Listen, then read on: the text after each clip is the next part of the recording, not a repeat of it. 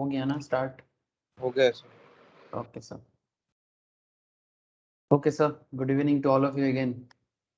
तो चलो sir start करते हैं फाइनेंशियल मैनेजमेंट। हाँ, आज फाइनेंशियल मैनेजमेंट क्लास है और फाइनेंस में हम लोग करेंटली डिस्कशंस कर रहे हैं sir working capital advance part, working capital management में एडवांस पार्ट, और उसमें बेसिकली डिस्कशन चल रहा है सर कैश मैनेजमेंट के अंदर।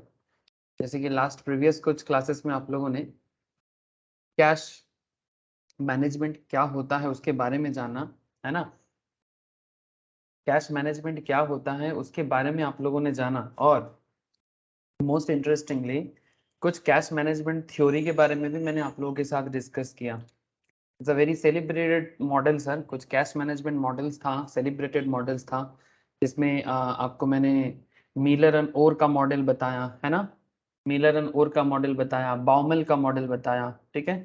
एक आपको मैंने डिटर्मिनिस्टिक मॉडल बताया था जो बड़ा सर्टेन मॉडल है, और एक मैंने आपको स्टोचस्टिक मॉडल बताया जो basically Miller and Orr model है, ठीक है। नाउ क्वेश्चन इज दैट ये जो मॉडल आप लोगों ने पढ़ा जिसमें कुछ फॉर्मूला भी था, ठीक है, ये फॉर्मूला आप लोगों को याद रखने का जरूरत है ऑब्वियसली, लेकिन समझ के सर। हाँ, ये फॉर्मूला ऑलमोस्ट लुक्स लाइक अगर आप लोग कॉस्टिंग करते हो मैम के क्लास में, है ना, आप लोग सभी कोई कॉस्टिंग पढ़ते हो, I know management accounting and costing, तो वहां पर आप लोग अगर मटेरियल मैनेजमेंट पढ़ते हो, है ना, मटेरियल कॉस्टिंग, मुझे जितना याद आ रहा है, बहुत दिन मैंने कॉस्टिंग पढ़ा नहीं सर, तो वहां पर लेबर सॉरी मटेरियल मैनेजमेंट के अंदर ईओ क्यू वगैरह जिस तरह से सॉल्व होता है, ये वाला कॉन्सेप्ट भी, ये जो कैश मैनेजमेंट मॉडल्स भी कुछ उसी तरह से सॉल्व होता है। कॉन्सेप्ट कुछ ऐसा था कि मेरा इन्वेस्टमेंट अकाउंट मेंटेन होता है, मेरा कैश अकाउंट मेंटेन होता है, मतलब बिजनेस के पास अगर एक्स्ट्रा पैसा रहता है तो बिजनेस को क्या करना चाहिए, इन्वेस्टमेंट कर देना चाहिए, है ना। लास्ट दिन एक बहुत अच्छा एक कॉन्सेप्ट पढ़ा कि एक सर्टेन लेवल में कैश हमेशा मैनेज होना चाहिए, है ना, एक सर्टेन लेवल पे कैश हमेशा मैनेज होना चाहिए बिजनेस पे। जैसे ही बिजनेस पे कैश का वो लेवल लेवल से कुछ हाई रेंज में अगर कैश चला जाता है तो इन्वेस्ट कर दो, है ना।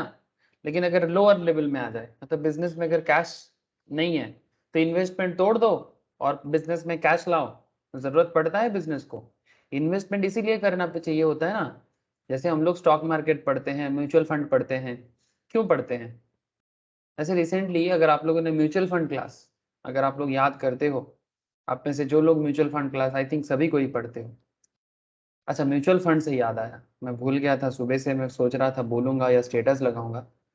म्यूचुअल फंड्स में कुछ जॉब ऑफर है सर, ठीक है। आप लोग स्पेशली मैं तौथा को बोलूंगा, नंदिनी ज्योति सभी को बोलूंगा, शिवम को भी, कि जिसको भी म्यूचुअल फंड्स में अगर जॉब के लिए अप्लाई करना चाहता है, ठीक है, ऑफर है, अच्छा ऑफर है। मतलब इसीलिए नहीं बोल रहा हूँ कि सबको जॉब चाहिए, जिसको चाहिए वही करे, लेकिन क्लियर करके रख ले, क्या पता कब क्या जरूरत पड़ जाए। तो आप लोग ना जल्दी जल्दी एनआई से म्यूचुअल फंड क्लियर करो। Kolkata, Mumbai, Kerala and as well as Gujarat, चार स्टेट्स में बेसिकली वैकेंसी काफ़ी ग्रो कर रहा है। तो आज ही फ़ोन किया था कंपनी से मुझे, तो काफ़ी वैकेंसीज आया म्यूचुअल फंड्स के। इससे पहले इक्विटी डेरिवेटिव का बहुत सारा वैकेंसी था, रिसेंटली म्यूचुअल फंड्स में भी आ रहा है, ठीक है। तो रेडी रहो सर, कभी कौन सा अपॉर्चुनिटी आ जाए। पैकेज भी एज ए फ्रेशर्स मोटा मोटी 3.5-4 लाख का बता रहे हैं। अगर नॉलेज अच्छा है तो बार्गेन कर सकता है, अगर नॉलेज अच्छा है, मतलब आपके अंदर नॉलेज देखेगा तो कंपनी आपको हमेशा मतलब टेस्ट करेगा, और अगर नॉलेज में आप पास होते हो तो आप बार्गेन भी कर सकते हो। In that case as a freshers भी आप अच्छा पोजीशन ले सकते हो। तो ऑब्वियसली जिसको नीड है जॉब का वो सोचे, और सबसे एक्स्ट्रा एडिशन के लिए आप अपने, वैसे बोलते हैं ना, एक्स्ट्रा फेदर ऐड कर लो सर अपने हेड पे, इसमें हेल्प होता है। नॉलेज तो आप लोगों को, और एक चीज म्यूचुअल फंड्स का जो क्लासेस हैं अगर आप लोग प्रॉपरली किया है तो बहुत अच्छा रिवाइज करो, अगर नहीं किया है तो आप उसको एक बार फ्रेशली पढ़ लो सर। सारा लेक्चर्स कंप्लीटेड है म्यूचुअल फंड्स के बारे में, बस मॉक टेस्ट कुछ पेपर्स है मैं आप लोगों को शेयर करने वाला हूँ, बहुत जल्दी करने वाला हूँ, मैं टेस्ट रेडी कर रहा हूँ, ठीक है। तो वो मैं शेयर करूंगा, और इक्विटी डेरिवेटिव का जो लोग स्टार्ट नहीं किया वो लोग बाद में करेगा, जिसने स्टार्ट कर दिया वो करते रहे, साथ साथ में करते रहे सर। फाइनेंशियल वर्ल्ड में हमेशा अपने आप को रेडी रखिए, क्योंकि एनी टाइम मौका आपको मिल सकता है, ठीक है। और जैसे हार्डकोर पढ़ाई, चार्टर्ड अकाउंटेंसी का पढ़ाई, सीएस का पढ़ाई, सीएमए का पढ़ाई आप लोग करते रह रहे हो ना सर, करते रहो। बहुत केस में मैं देखता हूँ स्टूडेंट्स अगर एक से ज्यादा कोर्स हो जाए, ठीक है, या फिर कभी कभी सोचते हैं ये कर रहा हूँ तो फिर वो नहीं होगा, ये वो कर रहा हूँ तो ये नहीं होगा। सर ये विचार भी मत लाइएगा, ऐसा नहीं है, क्योंकि सब कनेक्टेड कोर्सेस है, सब कनेक्टेड कोर्सेस हैं। अगर आप फोकस लगा के करोगे ना, अगर फुल फोकस लेके करोगे, अगर आप एक पे टिके रहोगे तो सारा हो जाएगा। जैसे हम लोग जब एक सिंपल देखो ना, अगर हम लोग डे टू डे लाइफ को भी देखें, मैं कभी कभी सोचता हूँ कि स्टूडेंट इतना काहे सोचता है, इतना सोचने का कोई जगह ही नहीं है। स्टूडेंट को अपने काम पे काम रखना चाहिए, पढ़ाई पे पढ़ाई करना चाहिए, है ना, और अपने आप को थोड़ा डाइवर्सिफाई करना चाहिए, ऑलवेज अपने आप को एक एलिजिबल इंसान की तरह रेडी करना चाहिए, है ना। इतना क्यों, मतलब स्टूडेंट्स को तुम पढ़ाई के बारे में कुछ ऑप्शन चूज करने बोलो, उसको बोलो कि भाई तुम ये सब कनेक्टेड चीजें कर लो, उसके दिमाग में क्या पता क्या होगा। लेकिन आप दूसरा चीज बोलो, जिंदगी में और भी काफी सारा चीजें होते हैं, वो सब में स्टूडेंट्स ऑलवेज रेडी है, हाँ ठीक है वो कर लेंगे वो कर लेंगे, जो भी एंटरटेन के लिए ऑप्शंस भरा पड़ा है। बट थोड़ा मतलब अपने करियर के बारे में फोकस करने बोलो ना, मतलब परसेंटेज में बहुत कम स्टूडेंट मैं देखता हूँ जो सीरियस होता है अपने करियर के बारे में। दो चार लोग मिलता है अगर 100 में से, ठीक है, मतलब सीरियसली बहुत कम है। तो इसीलिए जस्ट आप लोग को रिक्वेस्ट है, अपने करियर को थोड़ा सीरियसली रखो, बिकॉज नॉलेजेबल बनोगे और टाइम पे हर एक चीज कंप्लीट कर लोगे, अच्छा रहेगा सर। जिंदगी मौका देता रहेगा, और मौके पे चौका मारना भी रेडी रहना चाहिए। तो ठीक है, मैं याद आया बोल के म्यूचुअल फंड का आपको बता दिया। तो जो जिस कारण से मुझे म्यूचुअल फंड से याद आया, कैश मैनेजमेंट से याद आया ना, कि एक इंडिविजुअल, ठीक है, एक इंडिविजुअल बीइंग, वो क्या करता है, एक इंसान अपनी जिंदगी में जो कमाता है, जो इनकम करता है वो इंडिविजुअल, उस इनकम को क्या करता है, कुछ इनकम को मार्केट में, कुछ इनकम को मार्केट में क्या कर देता है, इन्वेस्ट कर देता है। Extra income, surplus income market में लगा देता है। उसमें म्यूचुअल फंड्स है, कुछ बैंक में रख देता है सेफली के लिए, कुछ म्यूचुअल फंड्स में ग्रो करने के लिए, कुछ स्टॉक मार्केट में समझ आता है तो स्टॉक मार्केट में, कुछ अगर थोड़ा और मार्केट नॉलेज है तो ऑप्शन ट्रेडिंग, फ्यूचर ट्रेडिंग, है ना। अच्छा ऑप्शन है sir, option trading future trading करना चाहिए, ठीक है, ये कोई जुआ का बात नहीं है, नॉलेज एनहांस करके करना चाहिए, ठीक है, तुक्काबाजी नहीं, ठीक है, तुक्काबाजी नहीं सर, ठीक है, नॉलेज एनहांस करो, खुद भी करो, लोगों को भी करने के लिए बोलो। सर क्या बात करते हो, हाँ सर बिल्कुल, लेकिन नॉलेज लेके करना है, ठीक है। मार्केट मौका देता है, बहुत अच्छा अच्छा मौका देता है, ज्योति करता है मुझे पता है। ज्योति, क्या स्टॉक मार्केट में जो फ्यूचर एंड ऑप्शन ट्रेडिंग है वो कोई तुक्का है कि एनालिसिस है, बताओ। प्योर मैथ्स है कि नहीं, एकदम मैथमेटिकल एप्लीकेशन है। अगर ज्योति को मेरा आवाज आ रहा है तो ज्योति जरूर समझ रहा है। यस सर, प्योरली एनालिसिस है। प्योर एनालिसिस और मैथमेटिकल एप्लीकेशंस पूरा है ना सर, पूरा एकदम जैसे लगेगा कि मैथ्स कर रहे हैं हम, मतलब पूरा बचपन में जो, हाँ डेल्टा गामा सब। सब तो मैथ्स ही है ना। चलो सर कोई बात नहीं, धीरे धीरे अपने आप को बिल्ड करते रहो। अच्छा, तो एग्जैक्टली बिजनेस क्या करता है, अपने कैश लेवल में ज्यादा कैश आ जाए, मार्केट में लगा दो, इमरजेंसी में काम आ जाएगा। इमरजेंसी कभी भी हो सकता है सर, इमरजेंसी बोल के नहीं आता, इमरजेंसी कभी भी आ सकता है। इसलिए इमरजेंसी के लिए जैसे इंडिविजुअल को भी अपने आप को रेडी रखना चाहिए। जैसे मैं आपको उस दिन म्यूचुअल फंड्स फाइनल क्लास में बता रहा था ना, है ना, जैसे हेल्थ का जरूरत पड़ सकता है कभी, किसी भी हर फैमिली में जरूरत पड़ता है, तो एग्जैक्टली बिजनेस को भी ऐसा जरूरत पड़ता है। तो बिजनेस अगर प्रॉपरली मैनेज होता है ना, तो बिजनेस अपने आप को ऐसे हार्ड सिचुएशंस में, ऐसे हर सिचुएशंस में अपने आप को बना सकता है। लेकिन अगर वो प्रॉपरली मैनेज नहीं कर पाया, क्योंकि कैश क्या है, cash is the heart of the business. Business का मतलब सबसे बड़ा मतलब जिस जो बेसिकली बिजनेस का धड़कन है ना सर। जैसे इंसान का धड़कन भी तो पैसा ही है। ये बात सुनने में थोड़ा अजीब लगता है, but in reality seriously cash is very important. लेकिन वो अलग बात कि हम लोग कैश कैश को इतना ज्यादा अहमियत दे देते हैं, मतलब कैश का यूटिलिटी के ऊपर ध्यान ना देके हम लोग कैश को ना एक अलग चीज समझ लेते हैं, वो अलग बात है। लेकिन कहने का मतलब है कैश इज धड़कन हर इंसान का, हर फैमिली का, ठीक है। तो ये आपको हमेशा हेल्प करता है, ठीक है, हेल्प करता है। कैश को कभी भी मिसयूज नहीं करना चाहिए, सीरियस। कैश कभी भी, जो कैश मिसयूज करता है, जितना मिसयूज करता है उसको भुगतना पड़ेगा। और मिसयूज ही नहीं, इसको सही तरह से यूज करना चाहिए, सही तरह से। कैश इतना अपॉर्चुनिटी देता है ना सोसाइटी में, और कोई भी एसेट इतना अपॉर्चुनिटी क्रिएट नहीं करके देता है। इंसान के पास पैसा होता है, बट वो पैसे को ठीक जगह में ठीक टाइम पे यूज नहीं कर पाता। आज ये बात करेंगे सर, आज यही बात करेंगे। इसीलिए मैं आपको जो बताया आज क्या है, कैश प्लानिंग पढ़ाएंगे। और कैश प्लानिंग कैसे सीखेंगे? कैश बजट के थ्रू से सीखेंगे, ठीक है। मैं आपको ऐसे कैश बजट, आप लोग जो लोग मैम के पास पढ़ते हैं, मुझे पता है कॉस्टिंग में या अकाउंटेंसी में मैम कैश बजट कराते हैं, लेकिन मैं आपको मैम के जैसा डिटेल्स में कैश बजट में नहीं जाऊंगा। मैं बेसिकली आप लोगों को एनालिटिकल एरिया में बात करूंगा कि कैश को लेके एक कॉर्पोरेट को करना क्या चाहिए होता है, मतलब एक कॉर्पोरेट कैश को लेके क्या सोचता है, ठीक है।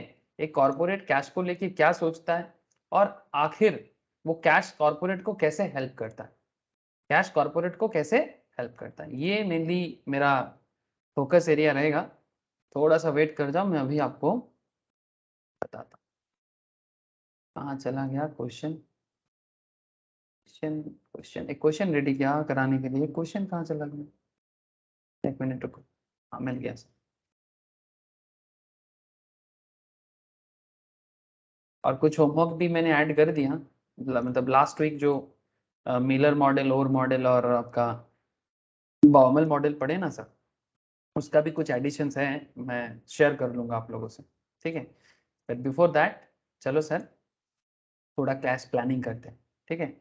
और केस स्टडीज के लिए भी कुछ रियल लाइफ फंडामेंटल रिसर्च भी कर लेंगे, है ना। रिसर्च एनालिस्ट का पार्ट, जो लोग रिसर्च एनालिस्ट का भी सोच रहे हो आगे आगे, फाइनेंस बहुत ज़रूरी है सर। फाइनेंस का नॉलेज से आप NISM या स्टॉक मार्केट रिसर्च एनालिस्ट भी बन सकते हो, और वो भी करियर में बहुत हेल्प करता है। सो ऑलवेज रेडी रहो सर, ठीक है। बोल के रेडी रेडी नहीं होना है, रेडी होते रहना है। जब से पढ़ाई करना चालू करें ना स्टार्टिंग डे से अपने आप को रेडी करते रहना है। मतलब कोई मुहूर्त नहीं निकलेगा कि अब रेडी होना है। लोग यही सोचते हैं एक बार कॉलेज खत्म हो जाए फिर रेडी होते हैं। अरे क्या रेडी होते हैं, रेडी हमेशा होना चाहिए, है ना। एक बार स्कूल खत्म हो जाए फिर रेडी होते हैं, एक बार दुर्गा पूजा खत्म हो जाए फिर रेडी होते हैं, ऐसा नहीं सब। रेडी ऑलवेज रहना चाहिए, ठीक है। तब ऐसा तो मेरा मानना है। मेरा भी आप लोग जैसा ही सोच था एक टाइम पे, पर जैसे जैसे मैं बड़ा होता गया, एज बढ़ता गया, समय बढ़ता गया, मुझे भी ये रियलाइजेशन हुआ, तो मैं शेयर कर रहा हूँ आपसे। अच्छा ये देखो, मैं रिलायंस ले रहा हूँ, ठीक है, एग्जाम्पल के तौर पे कोई भी कंपनी ले सकते हैं सर। ये केस स्टडीज के लिए मैं आपको थोड़ा सा समझाने का कोशिश कर रहा हूँ कि ये जो कंपनी केस स्टडीज होता है ना, या फंडामेंटल एनालिसिस होते हैं, इसमें बहुत सारा चीज होते हैं। जब मैं ऑर्गेनाइज्ड वे में फंडामेंटल का क्लास स्टार्ट करूंगा, मोस्ट प्रॉब्ली दुर्गा पूजा के बाद मैं फंडामेंटल स्टार्ट करूंगा, उस टाइम पे अगर आप फंडामेंटल सीखना चाहते हो, basically that is part of research analyst programme, आप कर सकते हो उस टाइम पे। बट करेंटली फाइनेंस के अंदर भी आपको काफी डिटेल्स मौका मिल रहा है, तो मौका यूज करो सर। ऐसा नहीं कि ये भी फंडामेंटल्स का ही पार्ट है। मैं इतना बता सकता हूँ आपको कि जो लोग फाइनेंस के साथ साथ फंडामेंटल पढ़ता है, उनको फंडामेंटल में ज्यादा सुविधा होता है, बहुत ज्यादा। लेकिन क्या है ना, अब देखो आप लोग चार्टर्ड स्टूडेंट हो, CS स्टूडेंट्स हो, कॉस्टिंग स्टूडेंट्स हो, आप लोगों को बताने से आप लोग सोचते हो, इतना नॉलेज गैदर करने का कोशिश करते हो। बट नॉर्मल सिर्फ स्टॉक मार्केट पढ़ने के लिए आते हैं, अगर मैं उनको बोलता हूँ ना कि थोड़ा फाइनेंस पढ़ लो ना भाई, वो ना इतना कौन पढ़ेगा, कितना महीने का कोर्स है, ठीक है। अब क्या बताऊं कि समय नहीं देने में सबको प्रॉब्लम है, समय देने में सबको प्रॉब्लम है, लेकिन पैसा का गुड़ सबको दिखता है। सर मैं आपको कैश फ्लो स्टेटमेंट दिखा रहा हूँ, देखो दिखाई दे रहा है ना? एक बार देख के बताओ तो सर, क्या दिखाई दे रहा है आप लोगों को कैश फ्लो स्टेटमेंट? ये रिलायंस का कैश फ्लो स्टेटमेंट का समरी है। बेसिकली ये एनुअल रिपोर्ट से एक एक्सट्रैक्ट लिया गया है, ठीक है। मैं ज़्यादा डिटेल्स में भी नहीं जाना चाहता, अगर आप ज़्यादा डिटेल्स में जाना चाहते हो तो आप रिलायंस के एनुअल रिपोर्ट को यहाँ से डाउनलोड करो और आप डिटेल्स देखना स्टार्ट कर दो, ठीक है। मैं आपको बस एक्सट्रैक्ट से दिखा रहा हूँ। आप यहाँ पर एक चीज़ देखें, यहाँ पर just look at cash planning. जब कोई कंपनी करता है तो कैश प्लानिंग का एक बहुत बड़ा इंपॉर्टेंट कारण है ना सर, कि उसमें उसका नेट चेंज इन कैश कितना हो रहा है। ये कंपनी के लिए बहुत इंपॉर्टेंट एक कॉन्सेप्ट है ना। ये कंपनी के लिए एक बहुत इंपॉर्टेंट एक कॉन्सेप्ट है। देखो रिलायंस का 2022 का जो चेंज इन कैश है ये पॉजिटिव है, दिखाई दे रहा है क्या? हेलो, दिखाई दे रहा है क्या? बताइएगा, मेरा आवाज आ रहा है आप लोगों तक? Yes sir. लेकिन 2021 का कैश देखिए नेगेटिव है, 2020 में पॉजिटिव था, 2019 में भी पॉजिटिव था बट थोड़ा कम था, ठीक है। 2017 में भी नेगेटिव कैश फ्लो था, net change in cash negative था। अच्छा, अगर आप फ्री कैश फ्लो देखें, देखिए फ्री कैश फ्लो पॉजिटिव है, नेगेटिव था लास्ट ईयर, 78,000 नेगेटिव था। इस साल उससे पहले भी पॉजिटिव था। चार्ट में आप वर्किंग कैपिटल का चेंजेस भी देखें, है ना, मतलब करंट एसेट्स करंट लायबिलिटी करके अगर नेगेटिव हो जाता है, आप लोग वर्किंग कैपिटल लास्ट कुछ क्लासेस में बहुत वर्किंग कैपिटल किए हो सर, और अभी भी जो कर रहे हो वो भी वर्किंग कैपिटल का ही एक मतलब एडवांस पार्ट कर रहे हैं आप, है ना, वर्किंग कैपिटल का ही एडवांस पार्ट कर रहे हैं। ये जो भी मैं अभी बात कर रहा हूँ आपके साथ, एक्चुअल वर्क देखो, ये वर्किंग कैपिटल के बारे में, वर्किंग कैपिटल एक बहुत ही वास्ट टॉपिक है सर। अगर इसको आप मेनली वर्किंग कैपिटल का पार्ट मानोगे तो ये वर्किंग कैपिटल का ही पार्ट है, ठीक है। लेकिन कभी कभी इसको हम लोग ऐसे भी सोचते हैं कि नहीं कैश मैनेजमेंट एक अलग है, बट ये एक्चुअल में वर्किंग कैपिटल मैनेजमेंट का ही पार्ट है। जैसे हम लोग लास्ट काफी दिनों से determination of working capital, estimation of working capital cycle, inventory management, ठीक है, उसके बारे में बात करेंगे। लेकिन ये जो वर्किंग कैपिटल साइकिल्स, ठीक है, इसके बारे में मैंने बहुत बात की आपसे। अब अभी मैं आपके साथ एक्चुअली कैश मैनेजमेंट में बात कर रहा हूँ, ठीक है। और इसके बाद मैं आपके साथ रिसीवेबल्स या डेटर मैनेजमेंट में बात करूंगा, डेटर मैनेजमेंट में बात करूंगा। और मैंने आपके साथ फाइनेंसिंग ऑफ वर्किंग कैपिटल में भी बहुत बात की है, ठीक है। तो कॉन्सेप्ट इज दैट ये सब डिस्कशंस हो रहा है और होता रहेगा। लेकिन इतना जानो कि कंपनी में, एक ऑर्गेनाइजेशन पे, कॉर्पोरेट में सिर्फ डेटर को मैनेज करने के लिए एक डिपार्टमेंट होता है, और उस डिपार्टमेंट में हजारों लोग काम करते हैं। एक ऑर्गेनाइजेशन पे सिर्फ पेबल मैनेजमेंट को लेके एक डिपार्टमेंट होता है, ठीक है, सिर्फ पेबल मैनेजमेंट देखता है वो, मतलब कंपनी को किसको क्या देना है सिर्फ उसमें काम करता है। डेटर मतलब किससे क्या लेना है वो उसमें काम करता है। तो equally company working capital management group में भी फाइनेंस मैनेजर का बड़ा रोल प्ले होता है। और साथ में कैश मैनेजमेंट का मैं क्या बताऊं, मैं आपको बोला ना, दिल की धड़कन है कंपनी का, ठीक है। ये प्रॉपरली मैनेज हो जाए मतलब समझो कि बिजनेस मैनेज हो गया। और इसमें cash budget, cash flow statement, सभी चीजें बहुत इंपॉर्टेंट, मतलब कुछ बहुत इंपॉर्टेंट क्या रखता है, बहुत ही इंपॉर्टेंट कॉन्सेप्ट बिल्डअप करता है इसमें, ठीक है सर। अब मैं आपको लिखाना स्टार्ट करता हूँ। जैसे आप लोगों को पता है कि हम लोग लास्ट कुछ फाइनेंस मतलब लिखना, कॉन्सेप्ट समझना और साथ साथ में लिखते जाना, और क्या। जैसे ये लास्ट दिन हम लोग डिस्कस किए थे मिलर एंड ओर मॉडल, ठीक है, क्वेश्चंस भी किए थे। चलो, आई होप अंडरस्टैंडिंग हो रहा है सर, ठीक है। मॉडल में कुछ क्वेश्चंस मैं होमवर्क में आज दे दूंगा आप लोगों को, लेकिन अभी के लिए हेडिंग क्या करना है, करेंटली हेडिंग कर लो सर, कैश प्लानिंग,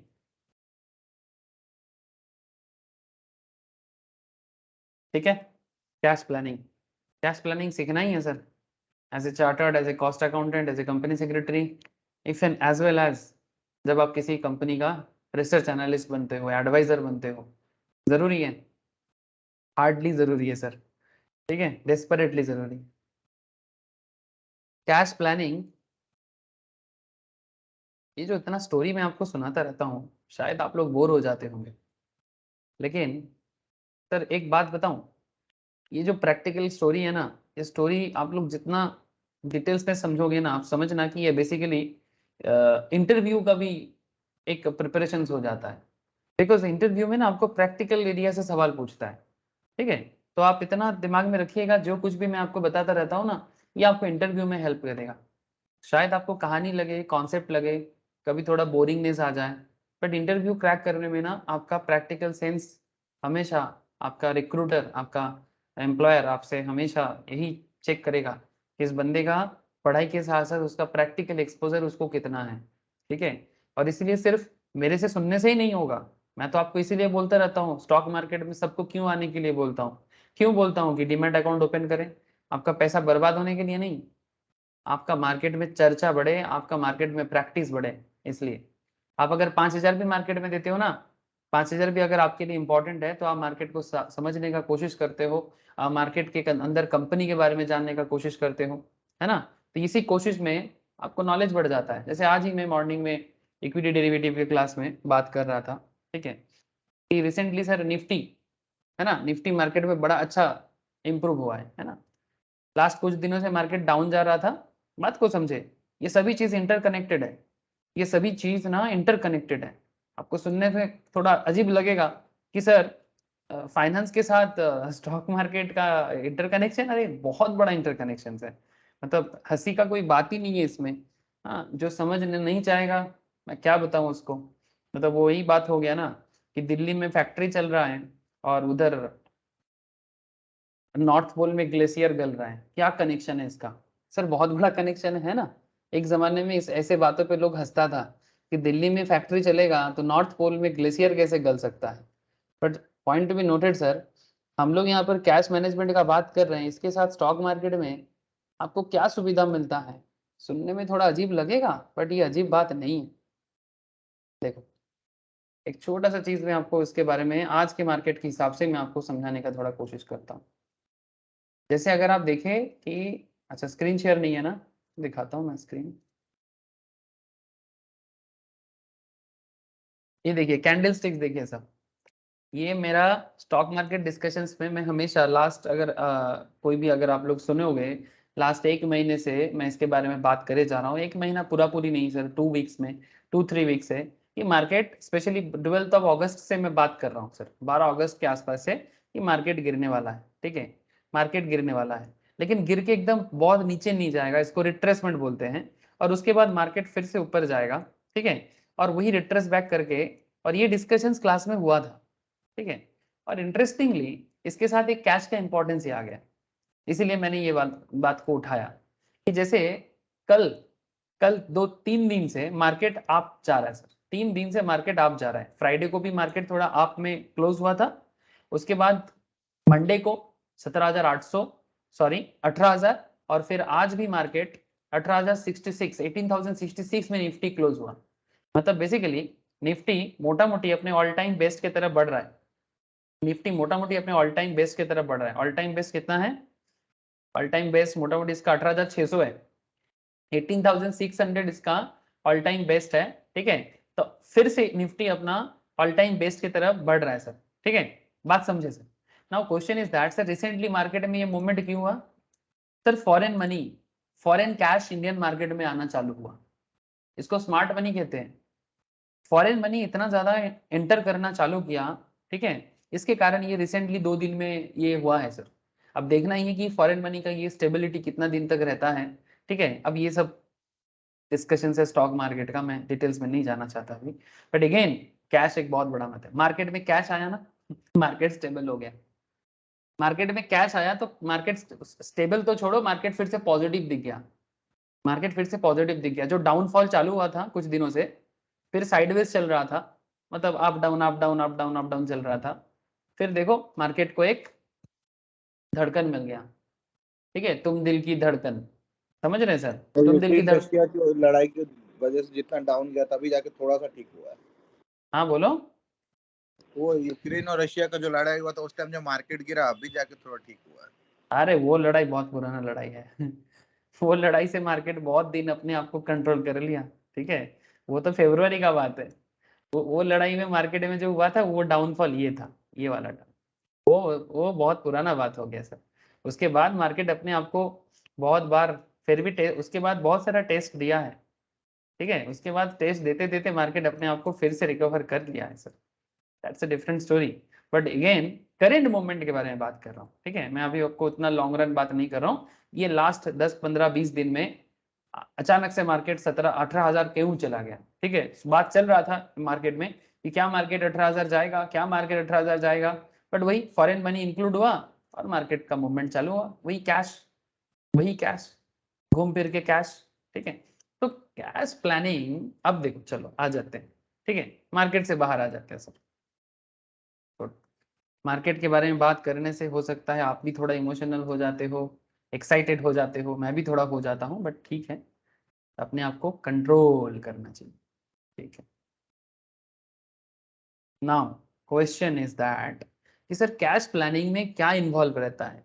एक बिग बिजनेस के बारे में सोचो। Cash planning planning involves preparation of A short term cash budget. by the receipts or receipts and payment methods. By receipts and payment methods. ठीक है, typical items are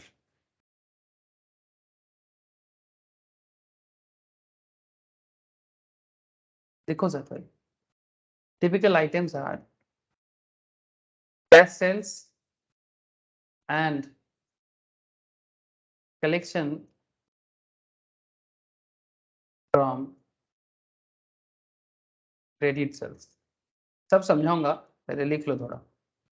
cash sales and collection from credit sales, मतलब ये cash का एक बहुत important है कि आप कितना नगद में बेचते हो, जो भी आपका बिजनेस है, जो भी आप इंडस्ट्री से बिलोंग करते हो। अगर आप रिलायंस हो तो आपका इंडस्ट्री बेसिकली क्या है? अगर आप रिलायंस हो तो आप बेसिकली ऑयल, गैस, केमिकल, ये आपका इंडस्ट्री है। अगर आप आईटीसी हो तो आपका इंडस्ट्री बदल जाएगा, है ना? अगर आप आईटीसी हो तो आपका इंडस्ट्री बदल जाएगा। ये देखो, Reliance industries limited is engaged in refining, manufacturing refined petroleum products, petrochemicals, including manufacturing of basic chemicals, fertilizer, nitrogen compound, synthetic rubber, ठीक है, इन प्राइमरी फॉर्म्स। ये सब इसका मेन बिजनेस है, ठीक है। अगर मैं दूसरे किसी बिजनेस में बात करूं, मारुति गाड़ी बनाते हैं, 4 चक्का बनाते हैं, आप लोग जानते हो। स्टेट बैंक बैंक है, टीसीएस आईटी सेक्टर्स में है, ठीक है। बजाज फाइनेंस, इसको लेके बहुत सारा बात चल रहा है, ऐसा ये बेसिकली स्प्लिट करेगा, ऐसा कुछ मार्केट खबर है, मैंने अभी तक इसका डिटेल्स देखा नहीं, ठीक है। ये मोस्ट प्रोबेबली ये स्प्लिट होने वाला है, ठीक है। अभी तक इसके बारे में मैंने डिटेल्स नहीं देखा, मैं बताऊंगा कभी, ठीक है। स्प्लिट क्या होता है आप लोगों को पता है? मैं बेसिक्स ऑफ स्टॉक मार्केट के स्प्लिट के बारे में बात करता हूँ। कंपनी क्यों स्प्लिट करता है, क्यों, उसका क्या फाइनेंशियल इफेक्ट आता है, ये बेसिक्स ऑफ स्टॉक मार्केट का डिस्कशन है, ठीक है। अच्छा ठीक है, कोई बात नहीं, चलो आ जाते हैं। तो कहने का मतलब है cash sales and collection from credit sales. आपका जो भी बिजनेस है, आप कितना कैश कमाते हो, और क्रेडिट सेल से, क्रेडिट सेल्स करने के बाद कैश कितना जल्दी आप अपने घर पे वापस लाते हो। Cash purchases and payment for credit purchases, ध्यान से समझना। आप कितना कैश में प्रोडक्ट खरीदते हो और क्रेडिट परचेस करके कितना प्रोडक्ट खरीदते हो, ठीक है, मतलब लोन पे खरीदना। अच्छा, और क्या हो सकता है sir? Sir cash payment for wages, cash payment for wages मतलब आप अपने वेजेस को, मतलब वेजर को, जो आपके कंपनी में काम करते हैं, ठीक है, cash payment for wages and other expenses, जो भी बाकी अदर एक्सपेंस कितना कैश में पेमेंट करते हो। इंपॉर्टेंट पॉइंट है आपके लिए, है ना, आपके लिए मतलब आपके बिजनेस के लिए, है ना। बात को समझिएगा, किस मुद्दे पे बात हो रहा है, इस मैटर को समझिएगा। Next is cash payment, cash payment for dividend, interest, tax, ठीक है, ये सब चीजें। फिर और एक इम्पॉर्टेंट क्या कैश का काम होता है? एसेट एक्विजिशन, कोई न्यू एसेट खरीदना है या फिर कोई एसेट को डिस्पोज करना है, मतलब पुराना हो गया बदलना है, तो फिर पुराना एसेट को बेच के कितना आपको रिकवर हो सकता है ना, जिसको हम लोग बोलते हैं ना सैल्वेज वैल्यू। सैल्वेज वैल्यू मतलब अगर मशीन काफ़ी दिनों से यूज़ हो रहा है तो उसको बेच के अगर कुछ भी थोड़ा बहुत पैसा आ जाए, मानो कि अगर एक 40 करोड़ का मशीन खरीदना है, अगर उसका बेच के 1 करोड़ को भी पुराना मशीन का दाम मिल जाता है तो फिर आपके लिए हेल्प हो जाता है ना, 1 करोड़ भी तो कुछ कम नहीं होता, ठीक है। तो कहने का मतलब यही है कि डिस्पोजल क्या करना है, ठीक है। And another point is that disposal, हाँ sir, another point is procurement, procurement means jugaad, procurement and payment of a loan, and payment of a loan, payment of a loan, loan का पेमेंट करना है या पैसा का जुगाड़ करना है, ठीक है। फाइनेंस प्रोक्योरमेंट का मेन प्रोक्योरमेंट वर्ड सही, प्रोक्योरमेंट ये जो वर्ड है ना, यही फाइनेंस का बेस है सर, ठीक है। मतलब इसी से फाइनेंस का मतलब कॉन्सेप्ट चालू हुआ है। पैसा का जुगाड़ को ही फाइनेंस कहते हैं, ठीक है। पैसा का जुगाड़ को ही फाइनेंस कहते हैं। ये एकदम बेसिक्स ऑफ फाइनेंस में स्टार्टिंग लेवल में बताया जाता है सर। जैसे यहाँ पर मैंने आपको एक पॉइंट बोला ना कि cash payment for dividend interest etcetera, है ना। ये देखो मैं आपको एक इंटरेस्टिंग फैक्ट बताता हूँ। यहाँ पर जाना है और फाइनेंशियल्स में जाके मैं एक चीज आपको समझाने का कोशिश करता हूँ, 2 सेकंड। फ्री कैश फ्लो दिखाई दे रहा है आप लोगों को? तथा नंदिनी, ज्योति, बोलो सर, नील, शिवम, फ्री कैश फ्लो दिख रहा है?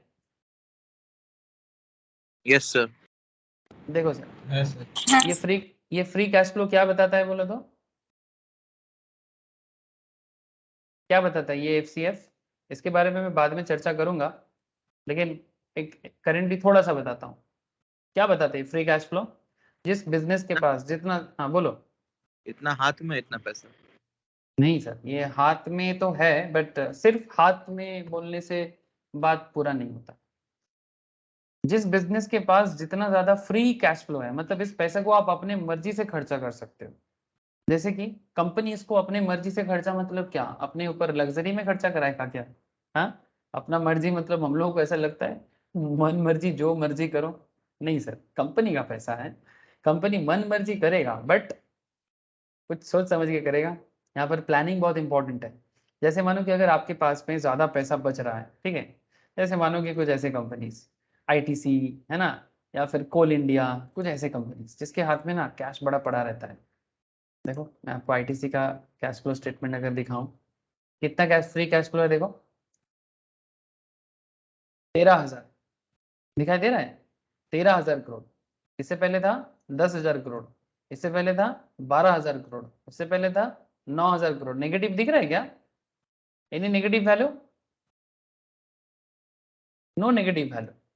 अगर आप रिलायंस, हाँ, हम लोग 2 मिनट पहले रिलायंस देख रहे थे, देखो रिलायंस का लास्ट ईयर नेगेटिव था, 78,000 का नेगेटिव था।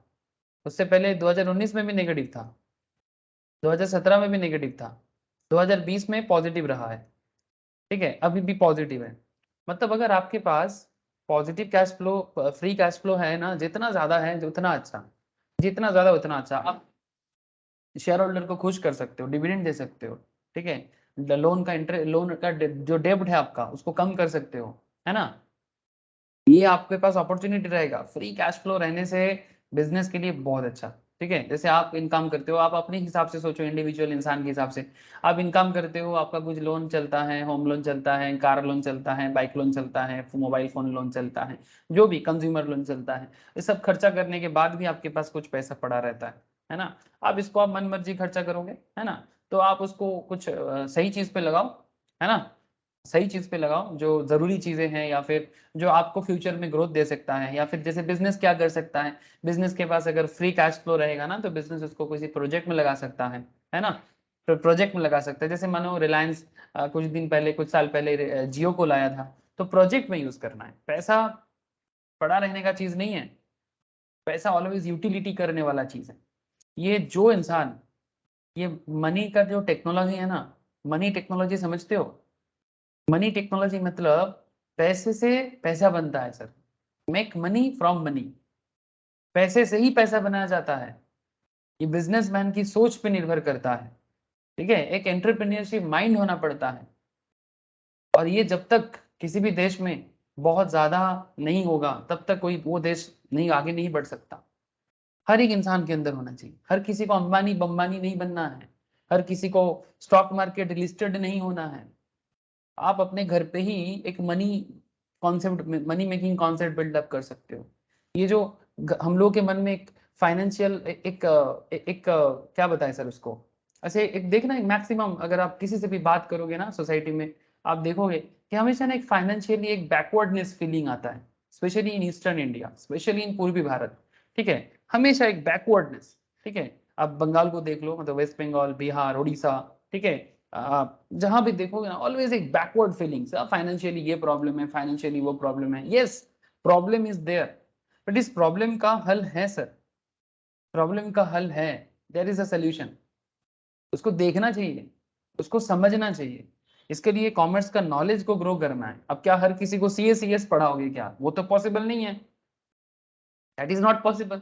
लेकिन इसी चीज को जो बन रहा है उसको अंडरस्टैंड करना है और फिर लोगों को हेल्प करना है कि कैसे पैसे से पैसा बनाया जा सकता है, सही टाइम पे आप अपने पैसे को कहाँ इन्वेस्ट कर सकते हो, एक सही लाइफस्टाइल बना के आप किस तरह से जरूरी नीड को समझ सकते हो, उससे कोई बिजनेस बना सकते हो, फैमिली सपोर्ट हो जाता है।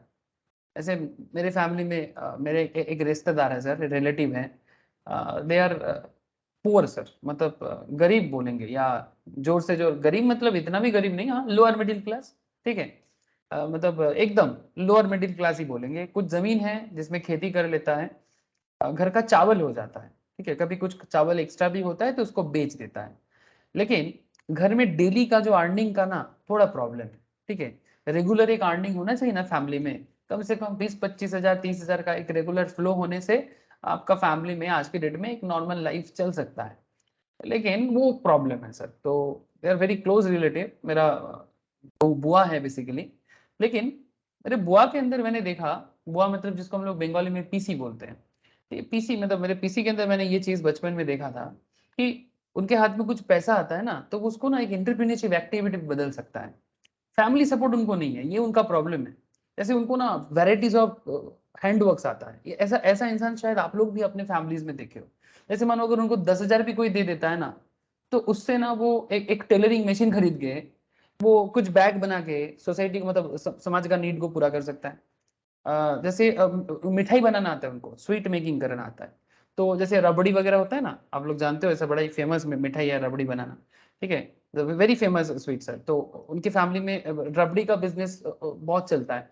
तो एक्चुअली ये जेनेटिक है, कुछ हम लोगों के फैमिली रिलेशन में स्वीट बिजनेस बहुत है मिठाई का। तो कॉन्सेप्ट इज दैट, तो उनको आता है लेकिन उनके फैमिली सपोर्ट नहीं था। लेकिन रिसेंटली अब जाके जब फैमिली का मतलब बैकबोन एकदम पीछे आ गया ना, मतलब और कहीं जा नहीं सकते, तब आके उनका हुई स्किल, उनका मेहनत अब काम आ रहा है। पैसा है, उनको मेहनत आता है, पैसा लगाया, मेहनत कर रहे हैं, अब फैमिली में रेगुलर कैश फ्लो बढ़ गया सर। सीरियसली एक टाइम ऐसा था कि हर 2-2 महीने में इसको बोलो उसको बोलो, लेकिन अगर आपके पास पैसा है और उसको एक सही ढंग से यूज कर पाते हो ना, तो ये प्रॉब्लम नहीं रहता है सर। ये मैं एक एग्जाम्पल दे रहा हूँ आपको। आज अच्छा खासा कमाते हैं, फैमिली भी चल रहा है, एक्स्ट्रा भी कमा रहा है, बैंक में भी डिपॉजिट कर रहा है, सुन रहा था मैं कुछ दिन पहले, अच्छा लग रहा है। हाँ मेहनत जरूर है, बट अगर यही सपोर्ट, अगर उनका जो स्किल्स है, ये स्किल को अगर पहले उनके फैमिली से देख लिया होता, या अगर उनको कोई सपोर्ट कर दिया होता तो कितना अच्छा होता। तो यही बात है सर, हमारी सोसाइटी में ऐसी चीजें ना बड़ा ही नॉर्मल है। अब मैं आपको कॉर्पोरेट लेवल से लेके एकदम ग्राउंड रियलिटी तक बात कर रहा हूँ। हर चीज में कैश फ्लो इंपॉर्टेंट है सर। फ्री कैश फ्लो रहने से, अगर आपके पास 10 टका का भी पॉजिटिव है ना, आप ऐसा सोचो कि 10 टका से क्या बन सकता है। रिलायंस रिलायंस ऐसे नहीं बन गया सर। जैसे देखो रिलायंस का माइंड सेटअप देखो, ये कैसे ये गुजराती गुजराती कॉन्सेप्ट कैसे बिल्ड होता है। देखो हम लोग बोलते हैं ना गुज्जू पीपल, मुंबई में लोग बड़ा इनको ये करते हैं, जैसे हम लोग बंगाल में मारवाड़ीज को बड़ा करते हैं ना, हाँ मेड़ो मेड़ो करते रहते हैं, वैसे मुंबई साइड में ना गुजराती इसको गुज्जू गुज्जू करता रहता है। मतलब ये बेसिकली एक तरह का ना, मतलब क्या बताऊं सर, एक हिंसा क्रिएट करता है, एक अंदर में ना एक जेलस फीलिंग आता है। इतना पैसा बना लिया, इतना पैसा बना लिया। अब देखो एक गुजराती का सोच देखो, जब मुकेश अंबानी का मतलब धीरू भाई अंबानी के साथ, जब ये मुकेश का बेटा, मुकेश अंबानी जी का बेटा, ठीक है, जब रास्ते में घूमने निकल रहा था, तो उनका बिजनेस स्किल कैसे सिखाया देखो, कि फ्री में कैसे पैसा बन सकता है। तो 10 टका का, 10 रुपीज का, अगर वो क्या बोलते उसको, बेलून लिया, ठीक है, बैलून्स लिया।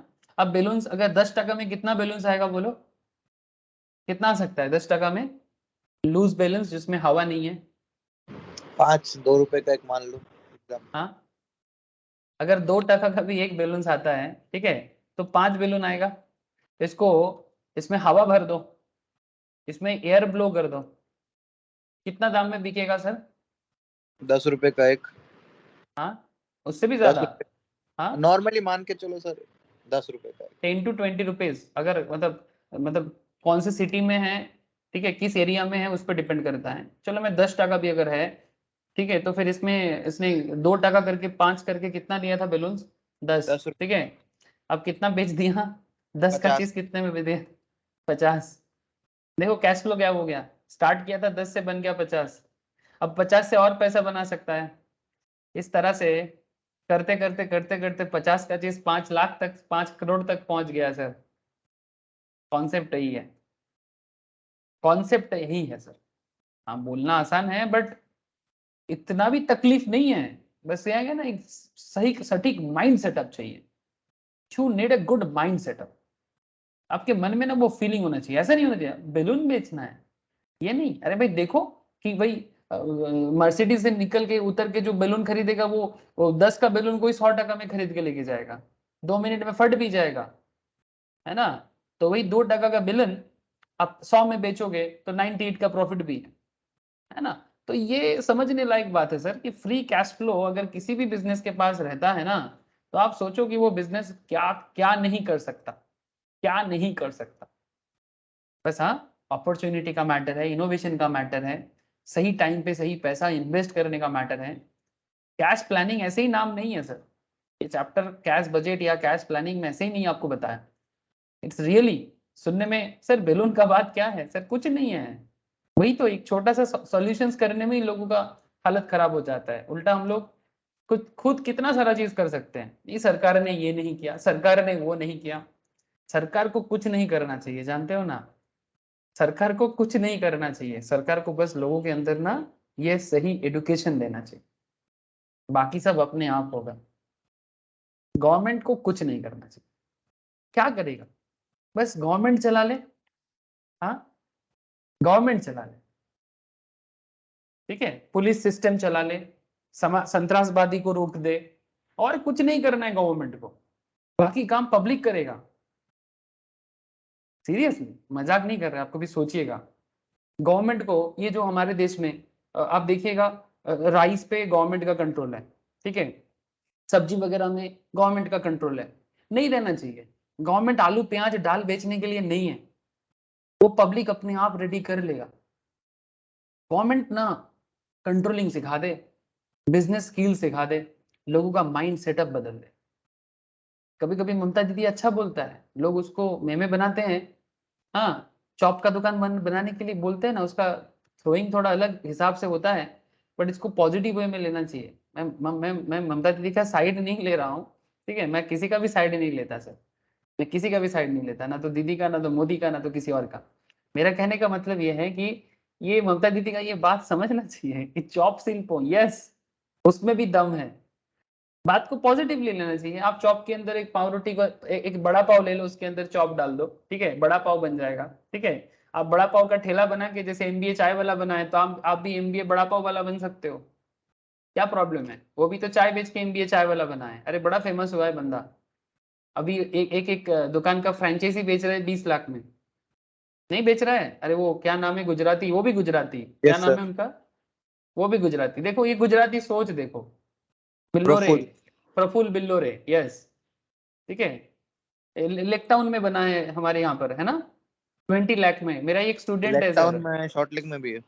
हाँ तो लेक टाउन वाला जो है एक स्टूडेंट है मेरे पास, स्टॉक मार्केट का करते हैं, उनका कोई रिश्तेदार है, मेरे को बता रहा था। कुछ 20-25 लाख का फ्रेंचाइजी ऐसा कुछ कॉस्ट पड़ा है, या फिर उससे भी ज्यादा, मुझे एग्जैक्टली पता नहीं, बट 20-30 लाख का फ्रेंचाइजी बेच रहा है। चाय वाला ही तो है, अपने आप को चाय वाला ही बता रहा है, बट हमारे यहाँ पर ऐसे सोच बनाने वाले को चाय वाला यही प्रॉब्लम है sir.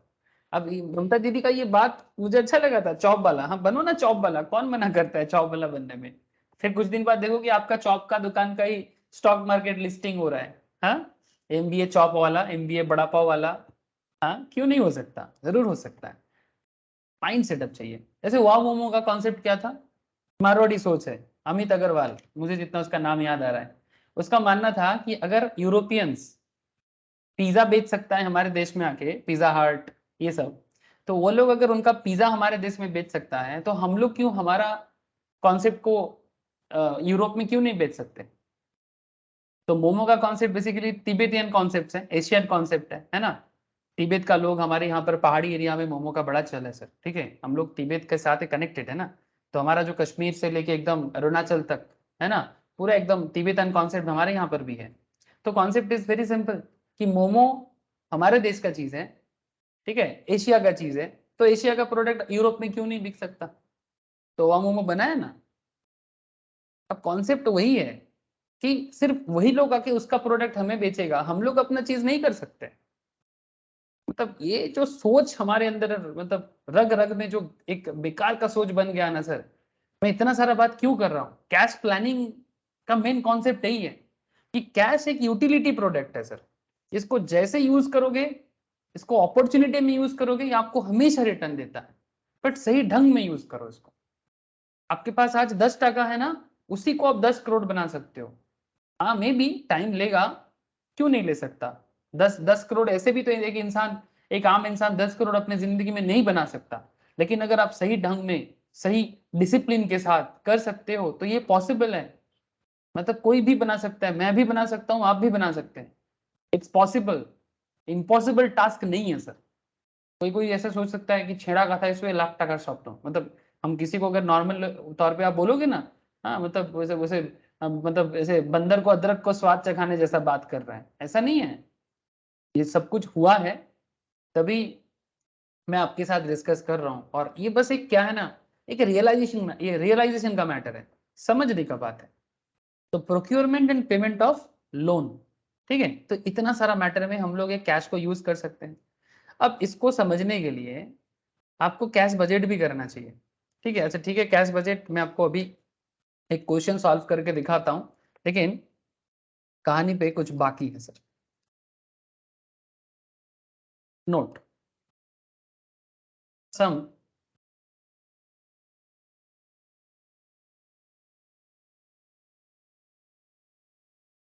some additional features may be present.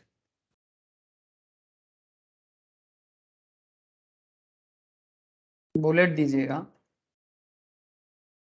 Target cash balance,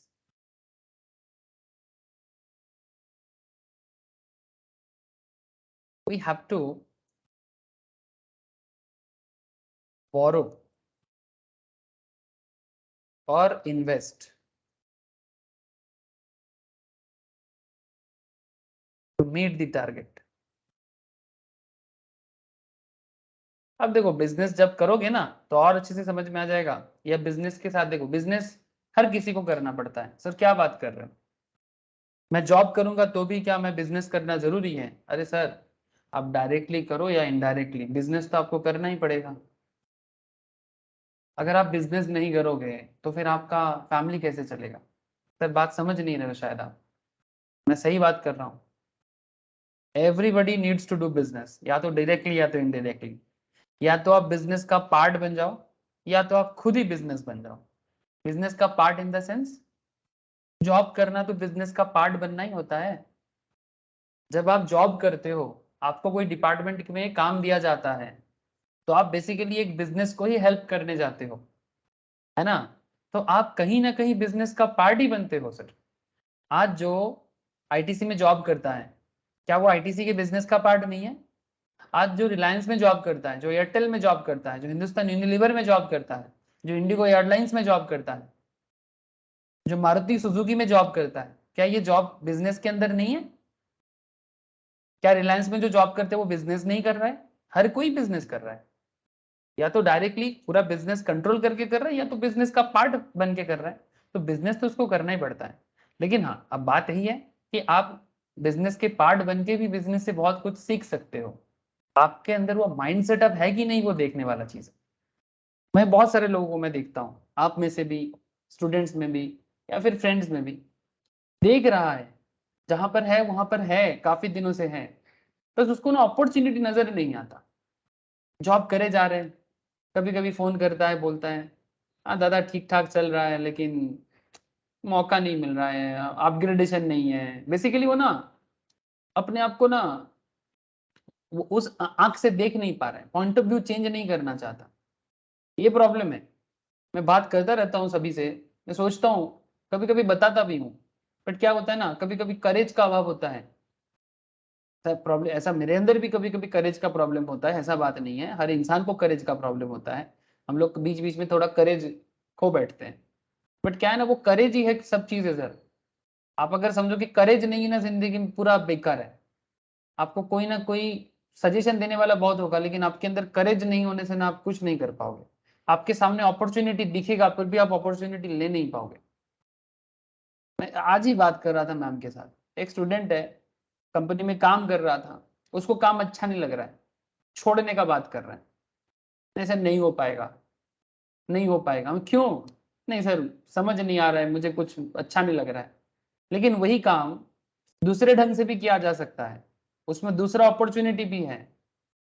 लेकिन मैं उसको ये समझाने का कोशिश तो कर रहा हूँ, बट वो समझने के लिए रेडी नहीं है। कहीं ना कहीं अपना आंख कान सब बंद कर दिया है। अब मैं भी चुप रह गया। अब हो सके जिस दिन उसको समझने का इच्छा होगा शायद समझे। अभी कोशिश कर रहा हूँ बट समझना नहीं चाहता। मैं उसको जॉब नहीं करने बोल रहा हूँ, मैं उसको ये बताना चाह रहा हूँ कि और भी अपॉर्चुनिटी है सेम एंगल में, सेम काम पे है बट थोड़ा घुमा के है। क्या आप वो वाला अपॉर्चुनिटी लेना चाहोगे? जॉब नहीं करना है बट आप इंडिपेंडेंट काम करोगे। वो बोलते हैं नहीं मुझे इंडिपेंडेंट, वो समझ नहीं पा रहे। वही है सर, देखने वाला नजरिया होना चाहिए, वो नजर होना चाहिए। तो बात यही है सर कि कैश मैनेजमेंट में, ठीक है, ये बड़ा ही इंपॉर्टेंट पार्ट बन जाता है। अब आगे लिखो, टारगेट कैश बैलेंस। हमेशा बिजनेस का एक टारगेट होता है, तो टारगेट अगर फुलफिल करना है तो कभी बोरो करते हैं तो कभी इन्वेस्ट करते हैं टारगेट को फुलफिल करने के लिए। दूसरे point, the sum often requires. Question में कभी कभी कमेंट करने के लिए बोलेगा आपको, ठीक है, comment on the cash budget. Exam situations में बात कर रहा हूं, ठीक है। आपको कैश बजट का कमेंट पूछेगा या एनालिसिस पूछेगा। कमेंट मतलब क्या? एनालिसिस, ठीक है। तो वो कमेंट में आप क्या दोगे, ठीक है। The sum often requires comment on the cash budget. Cash budget तो कर लिया, बट कैश बजट से क्या सीखा, या कैश बजट से क्या, कंपनी को क्या एनालिसिस दोगे? As a finance manager, as a CA CS, क्या क्या क्या एनालिसिस दोगे, ठीक है। तो ऐसे लिखो सर, इट शुड बी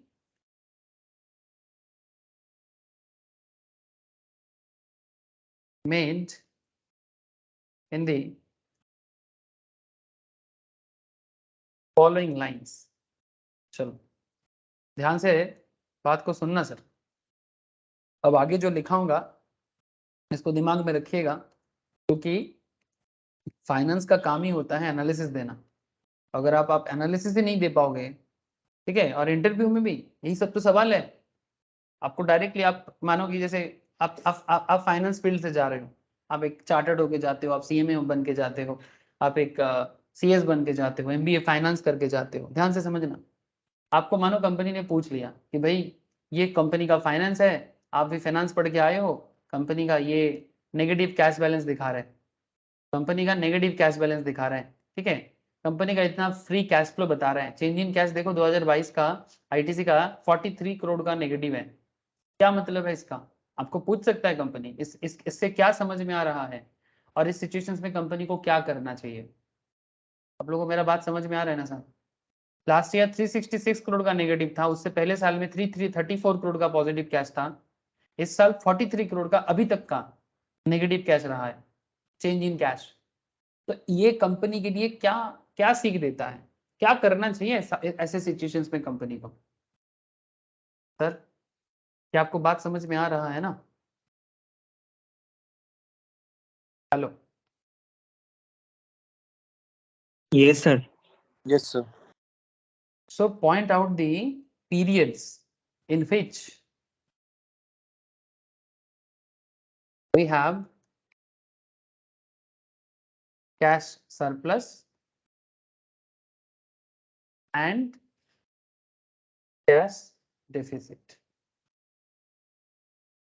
ठीक है, आप पीरियड को फाइंड आउट करो जिसमें कैश सरप्लस रहा है, या फिर उस पीरियड को पॉइंट आउट करो जिसमें कैश डेफिसिट रहा है। Second thing, point out reason, point out reason for cash deficit.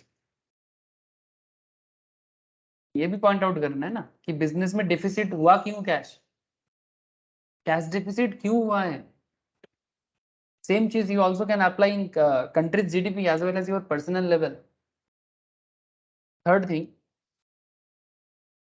जैसे कि अच्छा कैश डेफिसिट नॉर्मल बिजनेस में क्यों होता है, इसका एक बहुत बड़ा रीजन देखा जाता है, इट इज यूजुअली, लिखो सर इसमें, इट इज यूजुअली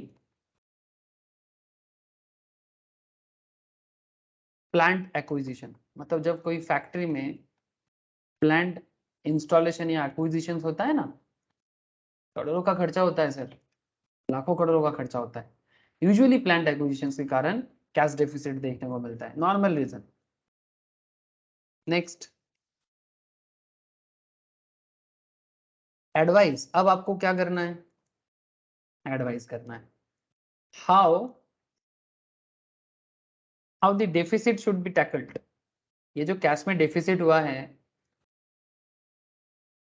इसको टैकल कैसे करोगे,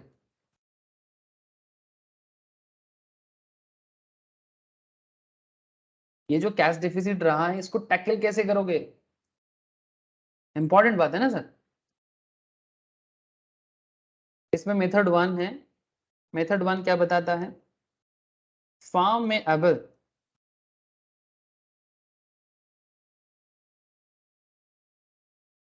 ओवरड्राफ्ट फैसिलिटी, मतलब शॉर्ट टर्म लोन, आप ओवरड्राफ्ट फैसिलिटी ले सकते हो अपने बैंक से। And there is method 2 also, firm may pay, मतलब फार्म में पे, ठीक है, firm may pay for the plant, जो प्लांट वो खरीदना चाहता है, इंस्टॉलमेंट में भी खरीद सकता है ना। अगर आपके पास कैश का शॉर्टेज है तो पूरा कैश देके क्यों खरीदना है, क्योंकि पूरा पैसा अगर आप प्लांट पे ही लगा दोगे तो फिर बाकी वर्किंग कैपिटल वगैरह कहाँ से लाओगे, डे टू डे बिजनेस को कैसे रन कराओगे, तो फिर आपको पूरा कैश से प्लांट को खरीदना नहीं चाहिए, प्लांट को खरीदना नहीं चाहिए आपको। तो इन दैट केस आप अपने आप को देख सकते हो कि firm may pay for the plant in instalments, आप इंस्टॉलमेंट में ले सकते हो, and take the plant in lease, buy ना करके आप लीज भी कर सकते हो। ये लीज वर्सेस बाई के ऊपर हम लोग का एक डिस्कशंस रहेगा कैपिटल बजटिंग चैप्टर में, ठीक है। आई थिंक मैंने पहले भी कभी कराया, फिर से एक बार करवाऊंगा जब कैपिटल बजटिंग करूंगा। प्लांट बाई वर्सेस लीज, क्या करना चाहिए बिजनेस को, it's a very interesting concept कि बिजनेस को किस टाइम पे बाई करना चाहिए, किस टाइम पे लीज लेना चाहिए, ठीक है, किस में कॉस्टिंग ज्यादा आता है, बट कॉस्टिंग ही नहीं देखना है, कैश फ्लो भी एक इंपॉर्टेंट मैटर है। तो कहने का मतलब है कि अगर आपके पास कैश है बहुत अच्छा है, जैसे मानो कि आईटीसी के पास कैश है 13,000 करोड़ का कैश है, तो क्या आईटीसी ये पूरा का पूरा कैश यूज करके किसी पर्टिकुलर बिजनेस पे लगा देगा, क्या कोई प्लांट में यूज कर लेगा, आईटीसी बहुत सारा चीजों का काम करता है, आईटीसी का कोई एक चीज नहीं है ना। ITC varieties of business concept के साथ जुड़ा हुआ है, होटल बिजनेस से लेके, मसाला बिजनेस से लेके, सिगरेट बिजनेस से लेके, है ना, बहुत सारा बिजनेस है, फूड आइटम, एफएमसीजी बिजनेस, बहुत सारा बिजनेस करता है आईटीसी। अब ये 13,000 करोड़ का कैश तो है, बट इसको कहाँ कितना यूज करें, अगर आप डेफिसिट में होते हो, जैसे कभी कभी बिजनेस को डेफिसिट में आ जाता है वो, ठीक है, ये देखो जैसे इस साल ऑलरेडी डेफिसिट में, मतलब चेंज इन कैश में रिसेंट एक डेफिसिट आया है सर, ठीक है, इस साल के हिसाब से रिसेंट डेफिसिट आया है, 43 करोड़ का एक डेफिसिट दिख रहा है, लास्ट ईयर 366 करोड़ का डेफिसिट रहा था, ठीक है, मतलब पेमेंट ज्यादा हो गया था, पेमेंट ज्यादा हो गया था, अर्निंग कम हो गया था, कॉमन सेंस इतना लगाना, दूसरे को पेमेंट ज्यादा हो गया था, अर्निंग कम हो गया था, ठीक है। यहाँ आज भी इस साल भी अभी भी हालत ऐसा ही कुछ दिख रहा है 43 करोड़ का, बट पहले साल से अच्छा है, पहले साल से अच्छा है। नाउ क्वेश्चन इज दैट अगर बार बार डेफिसिट बढ़ जाएगा, अगर बार बार आप घाटे में चले जाओगे, मतलब घाटा मतलब घाटती, बंगाली में हम लोग क्या बोलते हैं घाटती, मतलब कमती पड़ जाता है, ठीक है, तो आपको सोचना चाहिए कि भाई अगर घाटती पड़ रहा है, अगर डेफिसिट हो जा रहा है, या तो ओवरड्राफ्ट लेके टारगेट फुलफिल करो, या फिर जो कैश लेके आप बड़ा प्रोजेक्ट में लगाना चाहते हो, प्लांट पे लगाना चाहते हो, मशीनरी खरीदना चाहते हो, उस पर कुछ दोबारा सोचो, क्या लोन पे लिया जा सकता है, क्या इंस्टॉलमेंट में लिया जा सकता है, क्या लीज पे लिया जा सकता है, पूरा कैश खर्चा नहीं करना है, पूरा कैश नहीं लगाना है, ठीक है। तो ये सोचने का विषय है सर, और तभी कंपनी में आप एक एनालिस्ट की तरह हेल्प कर पाओगे। ठीक है, सुंदर पिचाई जब गूगल में इंटरव्यू देने गया था तो उसका डिग्री देख के उसको जॉब नहीं दिया था गूगल। बात को समझे, डिग्री देखा 2 मिनट के लिए, ऐसे तो पहला तो बात है कि वो आईटी में पढ़ाई किया ही नहीं था, आज आईटी कंपनी चलाता है, उसने पढ़ाई किया था मेटलर्जी में। ठीक है, मेटल इंजीनियरिंग बोल के कुछ होता है, मुझे एग्जैक्ट नॉलेज नहीं है, बट मेटल के बारे में कुछ बात है, उसको लेके उसने आईआईटी पास किया था। लेकिन बाद में उसने कुछ अलग अलग डिप्लोमा डिग्री वगैरह लिया है फॉरेन में जाके, लेकिन आईटी में स्पेशलाइज नहीं था वो बचपन से। लेकिन जब उसको पूछा गया था भाई गूगल का क्या प्रॉब्लम है, उसको प्रॉब्लम डायरेक्ट ही पूछा था, गूगल का पूरा डिटेल्स दिखा के कि भाई बताओ गूगल क्या क्या प्रोडक्ट बनाते हैं और कौन से प्रोडक्ट में क्या प्रॉब्लम है आप बताओ, यही उसका इंटरव्यू का क्वेश्चन था। और वो एकदम फ्रैंकली गूगल को सारा प्रॉब्लम भी बता दिया था, जिसमें उसको जो उसका ओपिनियन था बता दिया था। तो किसी कंपनी में इंटरव्यू देने से पहले वो कंपनी के बारे में भी जान के जाता है, और प्रॉब्लम को जब भी उसको पूछा गया उसका उसके बारे में एक अपना ओपिनियन भी देता है। तो ओपिनियन देने के लिए आपके अंदर वो एनालिटिकल पावर होना चाहिए, तभी तो आप बार्गेन कर सकते हो। तो भाई कंपनी आपको क्यों रखे, कंपनी आपको जॉब में क्यों रखे, आप क्या दोगे कंपनी को, या बस एक क्लरिकल जॉब करना है, डेटा एंट्री ऑपरेटर बनना है, बन जाओ, उसमें कोई प्रॉब्लम नहीं है। जैसे जो लोग टेलीकॉलर का काम करता है, डेटा एंट्री ऑपरेटर का काम करता है, दैट्स अ डिफरेंट पार्ट, हर काम काम है सर। बट आप सोचो कि आपको आगे बढ़ना है कि बस वहीं पर रह जाना है। ठीक है, क्लरिकल जॉब जो होता है डेली आओ, जो दिया गया करो, दिमाग मत लगाओ, that's a different part. But अगर आप लोग तो उससे ऊपर सोचते हो ना, आप लोग तो एक डेटा एंट्री ऑपरेटर की तरह, एक टेलीकॉलर की तरह नहीं सोचते ना, आप उससे ऊपर जाके सोचते हो। तभी तो आप चार्टर्ड हो, तभी तो आप सीएमए हो, तभी आप कॉस्ट अकाउंटेंट हो, कंपनी सेक्रेटरी हो, फाइनेंस प्रोफेशनल्स हो, स्टॉक मार्केट प्रोफेशनल्स हो। आपको ऊपर जाके सोचना चाहिए, अपना लिमिट को बढ़ाओ सर, इनफाइनाइट लेवल तक सोचो, है ना। कभी पढ़ाई भी वैसा करना चाहिए ना, इनफाइनाइट लेवल तक सोचने के लिए आपको पढ़ाई के टाइम पे वैसा सोच के साथ पढ़ना चाहिए, आपका वो असम्पशंस होना चाहिए, वो एनालिटिकल एबिलिटी आपके अंदर बिल्डअप करना चाहिए। एक जनरल एडवाइस लो सर, सर एडवाइस पे एडवाइस, सर काम ही क्या है। और sir cash is N, cash एक आइडल एसेट है सर। ठीक है, इसका ना ऐसे कोई काम नहीं, जानते हो ना, बिगाड़ने के लिए कैश सबसे ज्यादा, ऐसे बंगाली में एक कहावत है, आई डोंट नो हिंदी में क्या बोलते हैं, बट बंगाली में इसको मुझे याद आ रहा है इसलिए मैं बता रहा हूँ, ऑर्थो ही अनर्थेर मूल। इसको हिंदी में क्या बोलते हैं आई डोंट नो, बट मैं समझा सकता हूँ। ऑर्थो ही अनर्थेर मूल मतलब अगर किसी के पास ज्यादा पैसा है ना, तो वही सबसे बड़ा मतलब डूबने का कारण बनता है। ठीक है, लेकिन ये जो कहा गया है ना, ये बेसिकली कैश का मिसयूज को लेके कहा गया। बात को ध्यान से समझे, ऑर्थो या अनर्थेर मूल, जब हम लोग देखते हैं ना बड़े बाप का बेटा, है ना, ज्यादा हाथ में पैसा है तो क्या करता है, पैसे उड़ाता है ना, पैसा उड़ाता है, कभी बाइक पे उड़ाता है, कभी खाने पे उड़ाता है, तो कभी गर्लफ्रेंड पे उड़ाता है, कभी दोस्तों पे उड़ाता है। ठीक है, मैं ये नहीं कहता कि दोस्ती अच्छा नहीं है, मैं ये नहीं कहता कि बाइक चलाना खराब है, मैं ये नहीं कहता कि गर्लफ्रेंड के साथ घूमने जाना खराब है, मैं ये नहीं कह रहा हूँ सर, उड़ाना का बात समझो सर। ठीक है, कॉन्सेप्ट इज दैट, इसी कॉन्सेप्ट के ऊपर बेस करके समाज में ये जो बंगाली मुहावरा मैंने बोला कि ऑर्थो या अनर्थेर मूल, ये वाला बात निकला है। अब देखो कैश एक आइडल है, इसको आप जैसे यूज करोगे, पॉजिटिव वे में यूज करोगे जिंदगी में पॉजिटिविटी लाएगा, नेगेटिव वे में यूज करोगे जिंदगी में नेगेटिव लाएगा, लाएगा ही लाएगा। आज आज अगर किसी को देख के लगता है ना, देखो ना बागुएटी वाला कांड देख लो, खिदिरपुर वाला कांड देख लो, अपने समाज में और है, एग्जाम्पल पे एग्जाम्पल। पैसा अच्छा चीज है सर, बहुत अच्छा चीज है, बट इसको कैसे यूज करना है ना, वो अगले पे डिपेंड करता है, उस बंदे पे डिपेंड करता है जो उसको यूज कर रहा है। So basically cash is an idle asset. Basically cash क्या है, बेसिकली कैश एक आइडल एसेट है सर, इसका एक्चुअल में कोई काम नहीं, ये तो चुपचाप पड़ा रहे, लोग बस देखते देखते मर जाए। हाँ, ज्यादातर लोग तो यही आता है ना, पैसा रख के सिंदूक के अंदर, जमींदारी, जिनका जमींदारी चलता था, मेरे फैमिलीज में कुछ है सर जमींदारी। ठीक है, अभी भी ऐसा लगता है जैसे, मतलब जमींदारी अभी भी जैसे रग से नहीं निकला है। ठीक है, अभी भी बात बात पे सुनाता है, हम लोग के पास इतना सोना का सिक्का होता था, हम लोग के पास इतना गहना होता था, ऐसा सुनाता है जैसे मतलब मन तो करता है कि अभी जैसे निकाल के पहन लिया जाए, लेकिन अभी कुछ नहीं है। हाँ, तो कहानी सुनाते हैं। हाँ, ऐसे घर वगैरह देख के लगता है कि जमींदारी था, ठीक है, ठीक है, जमीन देख के लगता है जमींदारी था, लेकिन कहने का मतलब है कि वो जमींदारी क्या हो गया सर, आइडल रह गया। इतना जमीन रख के मर गया, इतना कॉइन रख के, ठीक है, बुलियन रख के, गोल्ड बिस्किट्स रख के चला गया। फिर भाई भाई भाई में से जो उनका बेटा और बेटी लोग है वो मारपीट करता रहा, है ना।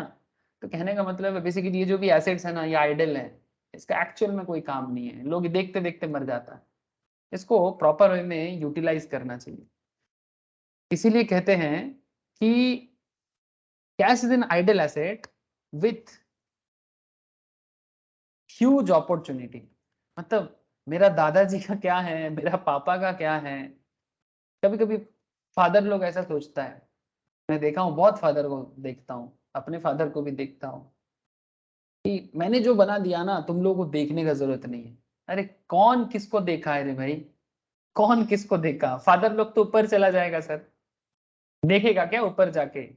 अब आप ऊपर जो भी है मुझे नहीं पता ऊपर क्या है, उतना नॉलेज तो मेरे अंदर है नहीं।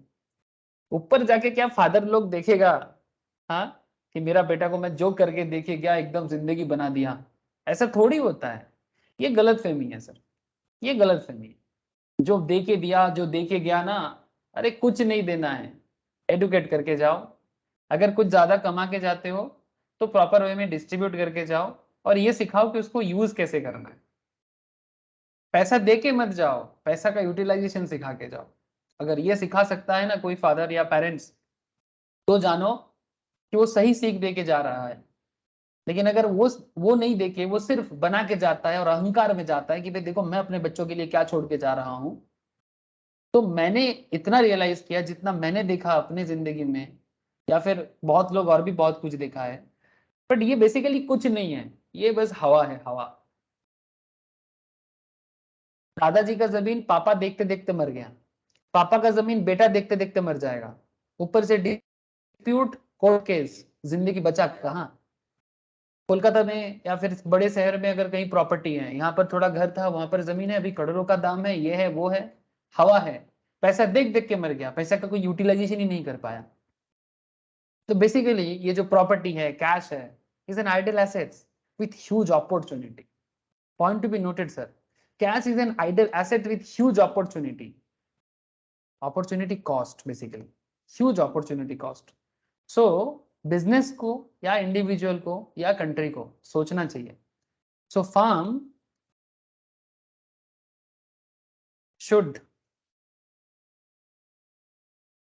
Accelerate, firm should accelerate collection. मतलब एक बिजनेस के बारे में क्या कहावत है सर, देखो कैश का सीरियसली बहुत अपॉर्चुनिटी है। बिजनेस के अंदर कैश होना चाहिए, लेकिन एक सही ढंग से उसको यूज करना चाहिए। तो firm should accelerate collection from debtor and slow down payment to supplier। ठीक है, सप्लायर को थोड़ा धीरे पेमेंट करो और डेटर से थोड़ा जल्दी कलेक्ट करो, ताकि आपके पास कैश आए और आप उसको अपॉर्चुनिटी के लिए यूज करो, इन्वेस्ट कर दो, बिजनेस पे लगा दो। ठीक है, डबल ट्रिपल बन जाता है सब। ठीक है, तो ये रही कैश के बारे में कुछ इंपॉर्टेंट मतलब एडवाइस। अब बात ये है सर कि एडवाइस तो ठीक है, बट क्वेश्चंस में फिर बताओ सर। चलो क्वेश्चन करते हैं। आज मैंने कुछ ज्यादा ही आप लोगों को ज्ञान बांट दिया बिना मतलब का, कोई बात नहीं सर। देखो, अच्छा क्या आप लोगों को ये क्वेश्चन नजर आ रहा है सर? देखो तो एक बार, क्वेश्चन नजर आ रहा है? हेलो, चौथा, नंदिनी, ज्योति, शिवम, देखो ना, कुछ दिखाई दे रहा है क्वेश्चन स्क्रीन में? सर देखो, the following information is given for good luck limited. अरे वाह, गुड लक लाएगा। The company manufactures a product which sells for ₹50 and the variable cost of each unit is as follows। Company कुछ manufacture करता है जो 50 रुपये में बिकने वाला है, जिसका वेरिएबल कॉस्ट ईच यूनिट का है, इसमें मटेरियल लगा है 26 टका, लेबर लगा है 8 टका, वेरिएबल ओवरहेड लगा है 2 टका। Fixed overhead excluding depreciations are budgeted at 5500 per month. ठीक है, एक सेकेंड सर। 5500 बजटेड सेल्स, ठीक है, ठीक है सर। अच्छा, कुछ इन्फॉर्मेशन और भी दिया है, एक बार देख लो। बेसिकली ये कैश बजट है, ठीक है, और इस कैश बजट को बनाना है और उसके बाद उसका एनालिसिस देखना है। तो फिक्स्ड ओवरहेड दिया है जिसमें डेप्रिसिएशन को बाहर रखा गया है, budgeted at 5500 per month, payable on the 23rd of each month, हर महीने के 23 तारीख को पेबल किया जाता है ये फिक्स्ड ओवरहेड। एडिशनल कुछ इन्फॉर्मेशन भी साथ में गिवन है sir. Sales for the last 2 months, नवंबर का सेल्स है 1000 का, दिसंबर का सेल्स है 1200 का, बहुत अच्छा sir. Budgeted sales for next year, जनवरी का 1400, फरवरी का 1600 बजटेड है, मार्च का 1800, अप्रैल का 2000, मई का 2200, जून का 2600। Sir production quantities for the last months of 2 months of this year, sir नवंबर में 1200 क्वांटिटी, दिसंबर में 1400 क्वांटिटी, बहुत बढ़िया sir. Budgeted production unit for the next year, जनवरी में 1600, फरवरी में 2000, मार्च में 2400, अप्रैल में 2600, मई में 2400, जून में 2200, बहुत बढ़िया सर। ये तो डेटा है, इसको यूज करना है sir. Wages are paid in the month, wages तब पे किया जाता है, ध्यान से सुनिएगा, wages are paid in the month when output is produced, जिस मंथ में आउटपुट बनाया जाता है, ठीक है, उसी मंथ में वेजेस भी पे किया जाता है।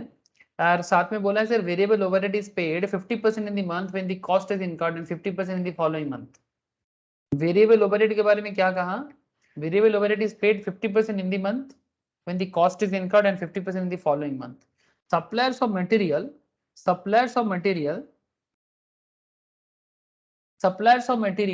क्या बता रहा है, paid 2 months after the material is used in production. Customers are expected to pay at the end of the second month following sale. New machine is scheduled for January. New machine खरीदना है business को, ठीक है, 34,000 का, this is to be paid for in February. Old machine is to be sold, पुराना एक machine cell करना है 1200 में। Company expects to have a cash balance of 35,500 on 1st of January. Company ये एक्सपेक्ट कर रहा है कि वो 35,500 का कैश बैलेंस एक्सपेक्ट कर रहा है। You are required to prepare a month by month cash budget for the first 6 months of next year. ठीक है, ये एक क्वेश्चन में पार्ट ए है, और पार्ट बी जो है मैं थोड़ा दिखा देता हूँ आपको। पार्ट बी को थोड़ा सा ऐड करो तो क्वेश्चंस के अंदर, सर पार्ट बी को थोड़ा सा लिख लो आप लोग, बाद में ये क्वेश्चन जब आप लोग कॉपी करोगे ना तो उसमें ऐड कर देना। पार्ट बी, डिस्कस, लिख रहे हो सर, लिखो, discuss the action management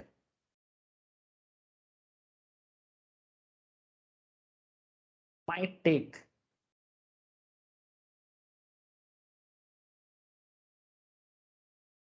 in the light of the cash budget. In the light of the cash budget you have prepared. You have prepared. ठीक है, ये रहा सवाल। ओके सर, क्वेश्चन समझ में आ गया? हेलो, लिख लिए पार्ट बी, बोलिएगा। पार्ट बी लिख लिया आप लोगों ने? मैं रब कर दूं? Sir yes sir.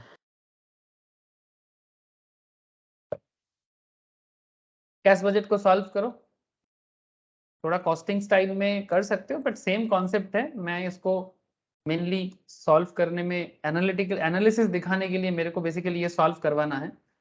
ज़्यादातर केस में कॉस्टिंग में ही ये सब क्वेश्चन ज़्यादा पूछता है सर, ठीक है, बट कभी कभी फाइनेंस में भी पूछ सकता है, कोई भरोसा नहीं है। क्या हो गया? ओहो,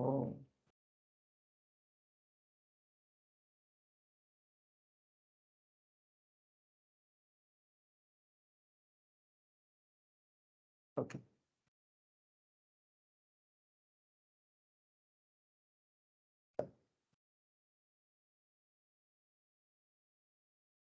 cash budget for the first 6 months.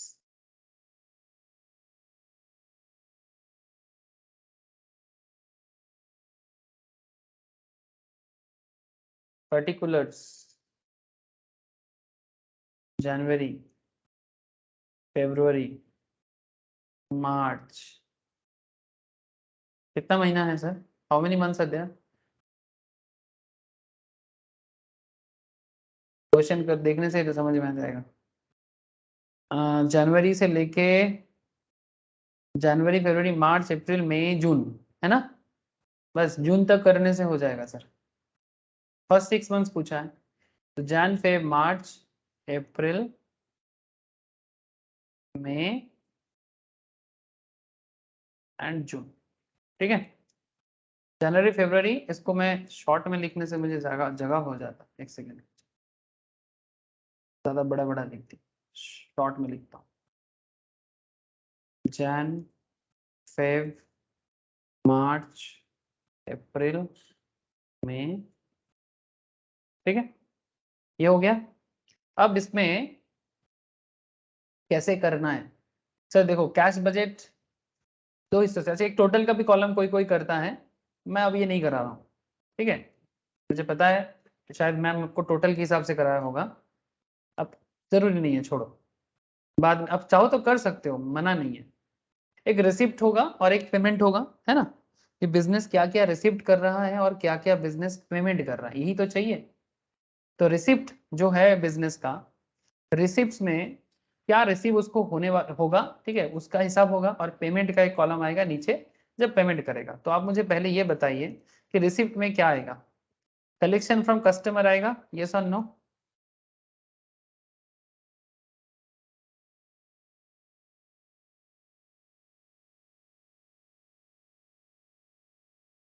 Collection from customer क्या बोला है, देखो तो एक बार।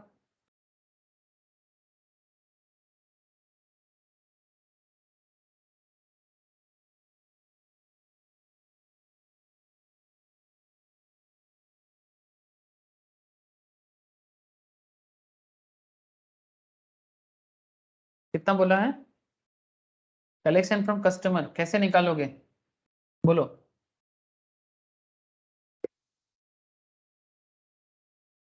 इंफॉर्मेशन गिवन है कुछ?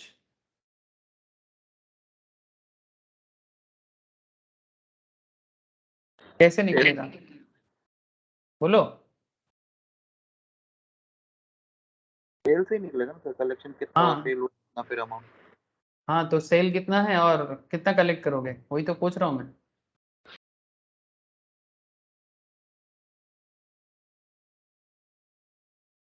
सर नवंबर का देखो 1000 करके 50 यूनिट का 50 टका करके सेलिंग प्राइस है आपका। 50,000 और 60,000। हाँ सर, वेरी गुड। दिसंबर का 1200 का 50, है ना? जनवरी का 1400 करके 50, फरवरी का 1600 करके 50, मार्च का 1800 करके 50, अप्रैल का 2000 करके 50, मई का 2200 करके 50, जून का 2600 करके 50। ये बेसिकली हिसाब है आपका, है ना? लेकिन यहाँ पर आप एक चीज का ध्यान रखें, कुछ लैग है, मतलब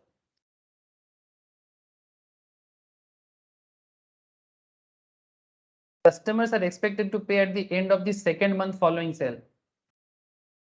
सेकेंड मंथ फॉलोइंग सेल मतलब नवंबर का पेमेंट कब मिलेगा? नवंबर का पेमेंट जनवरी को, दिसंबर का पेमेंट फरवरी को, इस तरह से।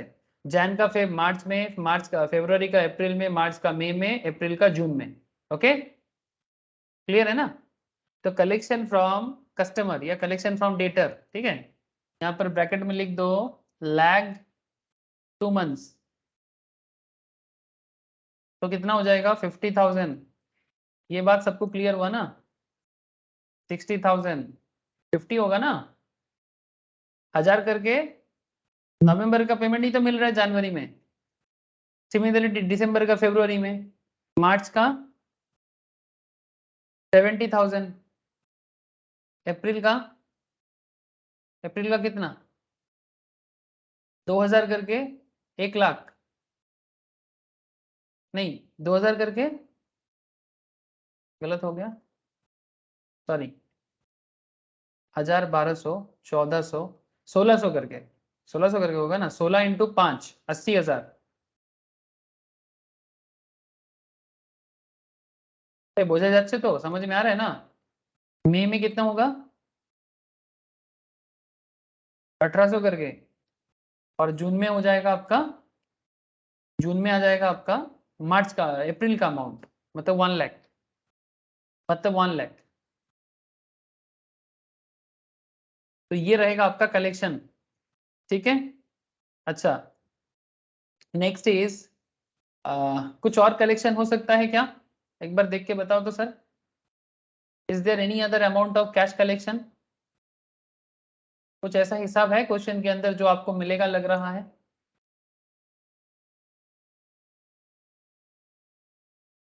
सर एक पुराना मशीन सेल हो रहा है जनवरी को, कितने का 1200 का, तो सेल करेंगे तो ये भी कलेक्शन होगा, तो 1200 का एक जनवरी में कलेक्शन है सर, तो मैं ऐसे लिख सकता हूँ ना, सेल ऑफ ओल्ड मशीन,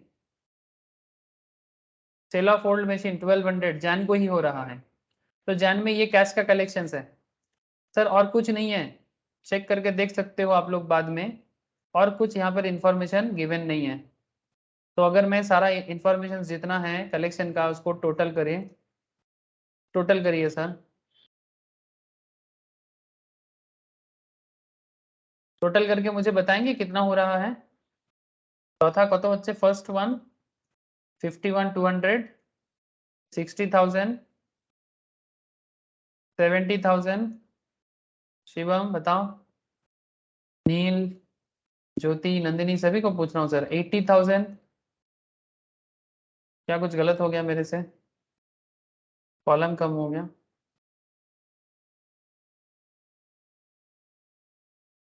1 2 3 4 5 6,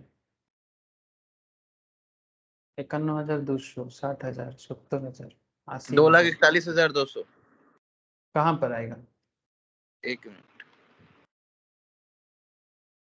मैं तो बस नीचे नीचे टोटल करने बोला। 2,61,200 सर, मैं लास्ट वाला बोल रहा हूँ।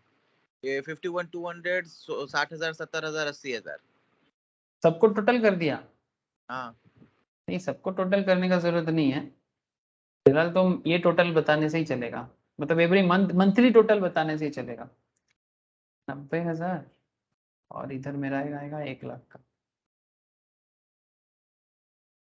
सबका टोटल ना करने से भी चलेगा सर, बस ये मंथली टोटल जो है, जनवरी का टोटल कैश कलेक्शन, फरवरी का कितना, मार्च का कितना, अप्रैल का कितना, मई का कितना, जून का कितना, ठीक है, 6 महीने का हिसाब ये हो गया एक। अब जो हिसाब है दैट इज पेमेंट का हिसाब। पेमेंट्स कब कब किया है वो थोड़ा देखना है सर। पेमेंट के बारे में बताओ कि जैसे कि पेमेंट ऑफ सप्लायर्स, जैसे कि payment of suppliers, payment of wages, payment of overheads, payment for plant, कुछ ऐसा है। देखो तो सप्लायर को कितना पेमेंट किया, सप्लायर को कितना पेमेंट किया, कैसे हिसाब करोगे बोलो। Suppliers of material are paid 2 months after the material is used in production.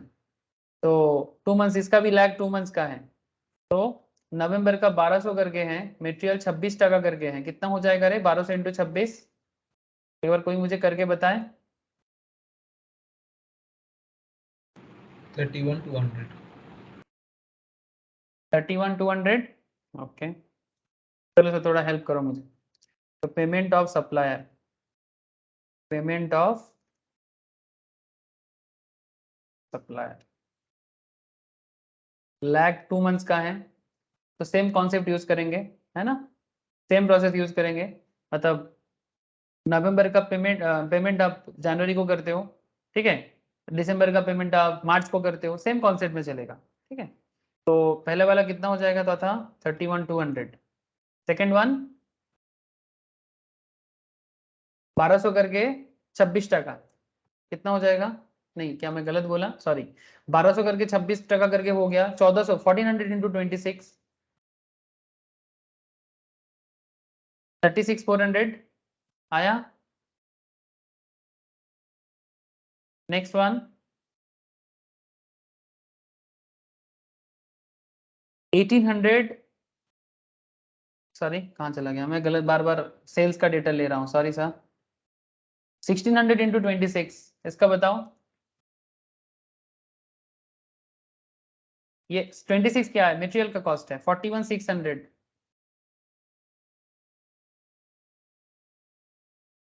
ठीक है ना? और क्या है? 2000 इंटू 26 और 2400 इंटू 26, ये बताओ 2000 इंटू 26 कितना?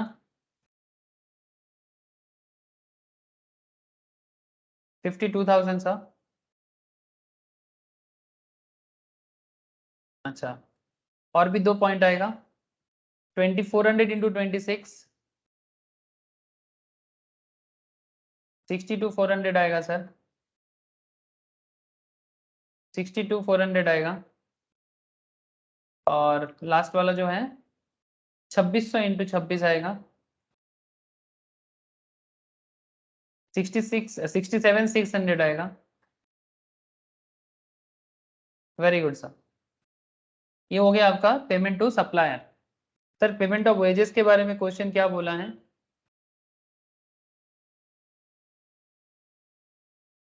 पेमेंट ऑफ वेजेस के बारे में क्वेश्चंस क्या बोला है? Wages are paid in the month when output is produced. जिस मंथ में आउटपुट प्रोड्यूस होता है उसी मंथ में वेजेस भी पेमेंट होता है। वेजेस का अमाउंट कितना है? 8 टका करके है।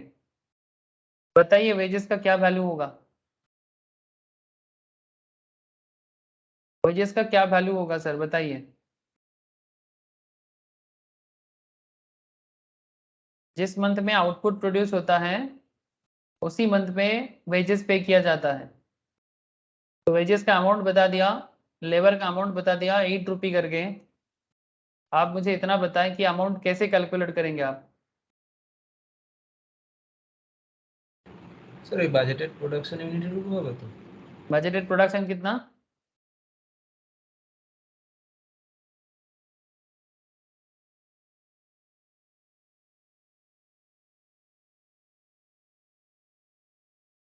बोलो।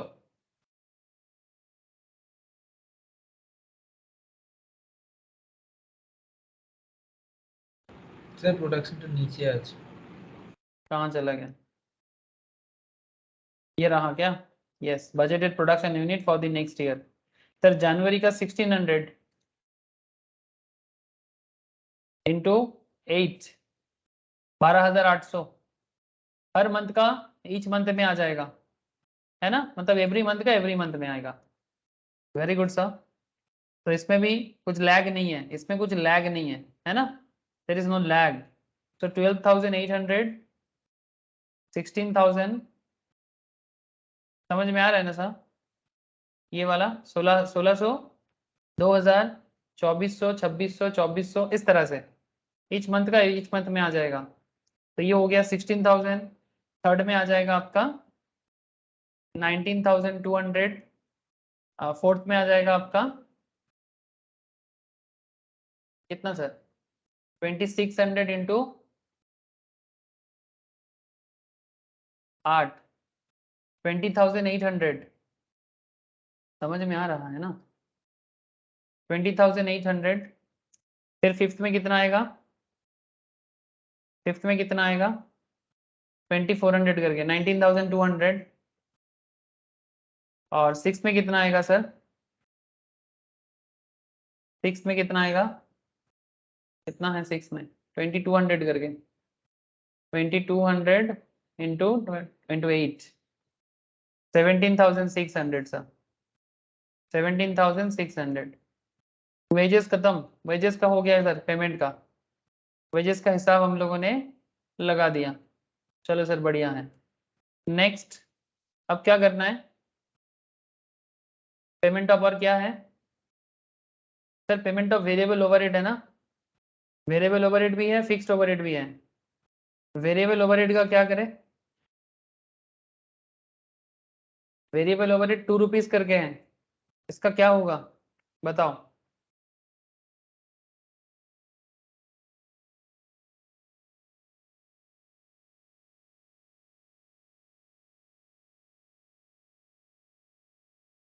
वेरिएबल कॉस्ट 2 रुपीज करके है वेरिएबल ओवरहेड, इसका क्या हिसाब होगा, इसका एडजस्टमेंट क्या बोला है देखो तो।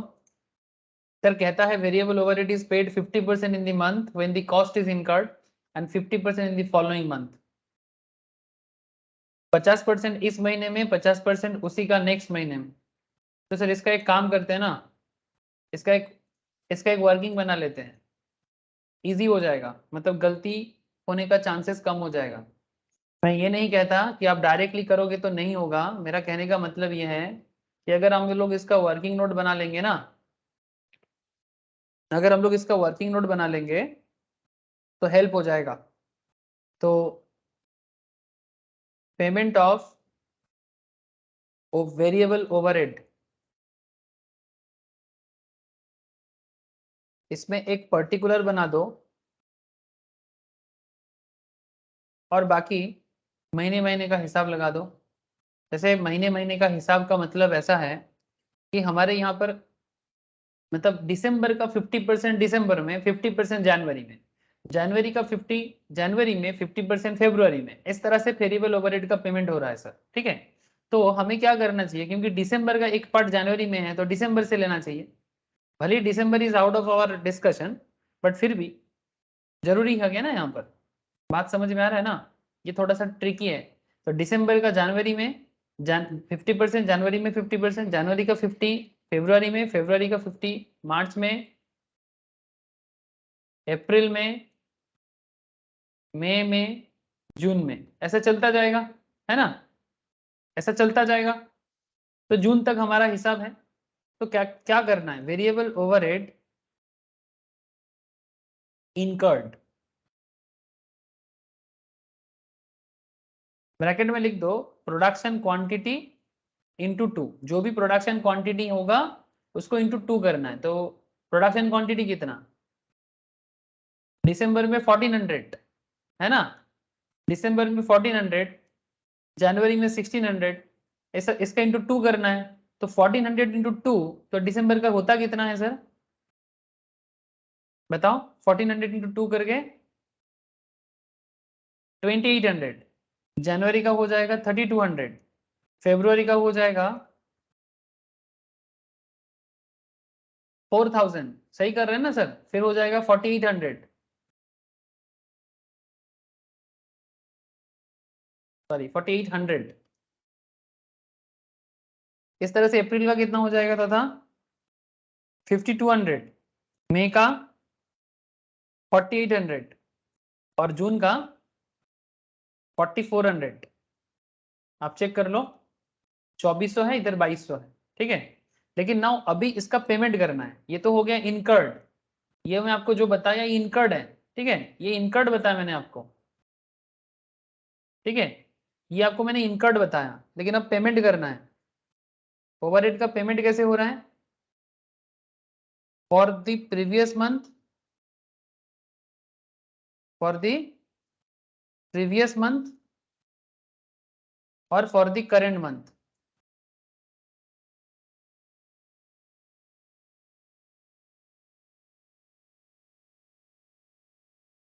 अब ये इजी हो जाएगा, हिसाब करना इजी हो जाएगा। मतलब क्या होगा, अब दिसंबर का जो पेमेंट दिसंबर का है वो हमारे पिक्चर में नहीं है, बजट के अंदर नहीं है, तो दिसंबर का कुछ इधर नहीं आएगा। लेकिन दिसंबर का जो पार्ट जनवरी में पेमेंट होगा वो तो आएगा, तो 50% जनवरी में जाएगा फॉर द प्रीवियस मंथ। तो 2800 का 1400 जनवरी में, है ना, और 3200 का 50% for the current month 1600। Similarly इसका, सिमिलरली 3200 का एक हिस्सा इधर आएगा 1600, और 4000 का हिस्सा 2000। सिमिलरली 4000 का एक हिस्सा 2000 इधर आएगा, और 4800 का 50% मतलब 2400। सिमिलरली इसका एक हिस्सा इधर आएगा और 5200 का 2600। सिमिलरली इसका एक हिस्सा इधर आएगा 2600 और 2400 इसका। सिमिलरली 4800 का भी एक हिस्सा 2400 इधर आएगा और इसका भी 50% 2200। अब आप सारा का टोटल करो, अब देखो आपका हिसाब में गड़बड़ नहीं हुआ है। ये टोटल करने से हो जाता है 3000, ये टोटल करने से हो जाता है 3600, ये हो जाएगा 4400, 3000, 3600, 4400, 5000, 5000, 4600, 5000, 5000, 4600, 4600। Very good sir. अब ये हो गया हमारा टोटल पे, दिस इज टोटल ओवरहेड पे, है ना, मंथली निकल गया। पुट करना है बस, कुछ नहीं और। तो पेमेंट ऑफ वेजेस हो गया, पेमेंट ऑफ ओवरहेड भी कर लो। पेमेंट ऑफ वेजेस हो गया, पेमेंट ऑफ वेरिएबल ओवरहेड कर दो।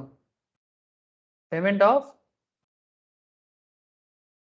वेरिएबल ओवरहेड, ठीक है। जनवरी में कितना होगा, ऑलरेडी डन, 3000, 3600, 4400, 5000, है ना, सही कर रहे हैं, 5000, 4600 हो गया। पेमेंट ऑफ वेरिएबल ओवरहेड हो गया sir. Payment of fixed overhead भी है क्वेश्चन में, क्वेश्चन याद करो, जरा याद करो एक बार।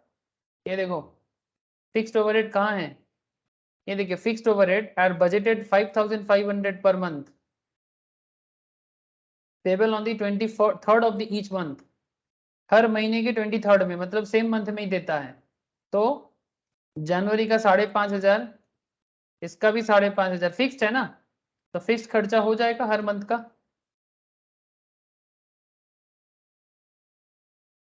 5500 ईच मंथ पेमेंट कर दो।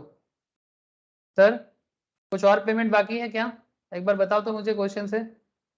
Is there any other payment जो मिस हो रहा है हमसे? मशीनरी परचेज हुआ था।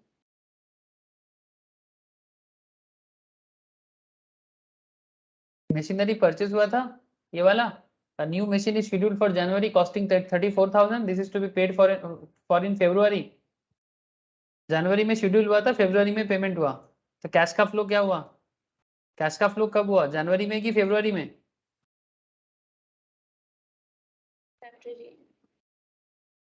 पेमेंट फॉर प्लांट फरवरी में हुआ 34,000 का, बस, बाकी में कुछ नहीं है फिलहाल। अब मुझे ये बताओ, नाउ जस्ट टेल मी कि जो पुट करना था हम लोगों ने पुट कर दिया, अब बस क्या करना है, क्या आप इतना बताओ कि आपका ये रिसिप्ट्स है, ध्यान से देखो सर, ये आपका रिसिप्ट्स है, ये आपका पेमेंट्स है, ठीक है। अब रिसिप्ट से पेमेंट को माइनस करो, कितना आपने रिसिप्ट किया और कितना आपने पेमेंट किया, ठीक है। सबसे पहले तो आप इसको टोटल कर लो सर, जो मैंने बोलना भूल गया, पेमेंट को टोटल कर लो सर, कॉलम वाइज टोटल करके मुझे थोड़ा बताओ कि कितना हो रहा है।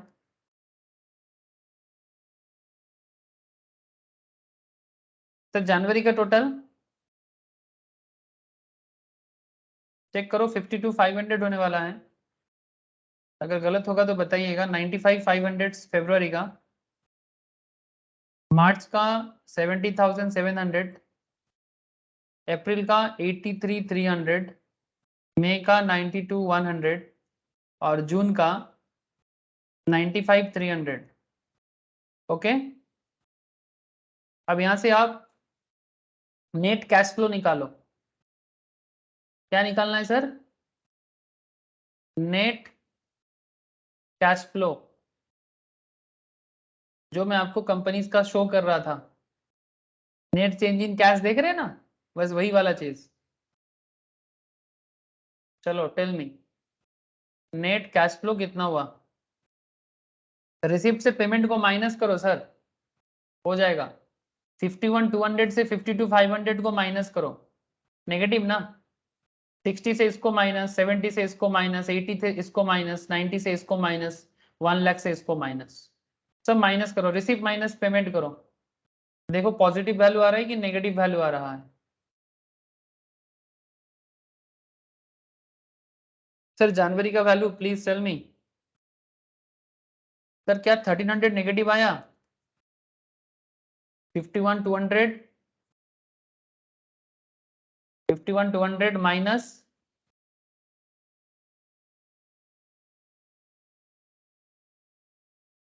51,200 माइनस 52,500, 1300 नेगेटिव आया सर, आप लोगों का आया। फिर second one is 60 minus 95,500, 60,000 minus 95,500, 35,500 negative sir.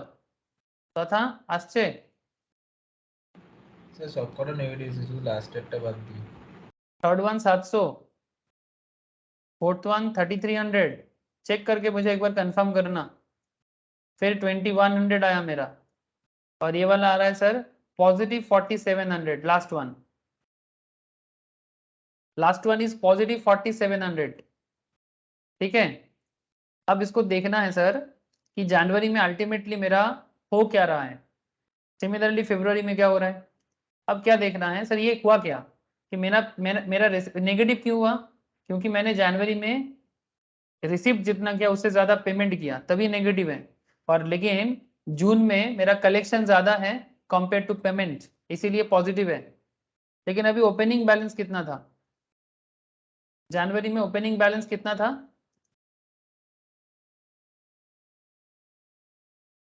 देखो तो एक बार। The company expects to have a cash balance of 35,500 on 1st January. Company expect कर रहे थे जनवरी के फर्स्ट में 35,500 का पॉजिटिव कैश कंपनी के पास रहेगा। तो अगर ये 35,500 होता है तो क्लोजिंग बैलेंस कितना होगा बोलो? 35,500 माइनस 1,300, 34,200।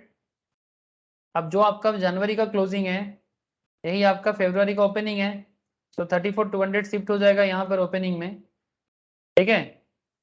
अब इसका देखो हिसाब बताओ।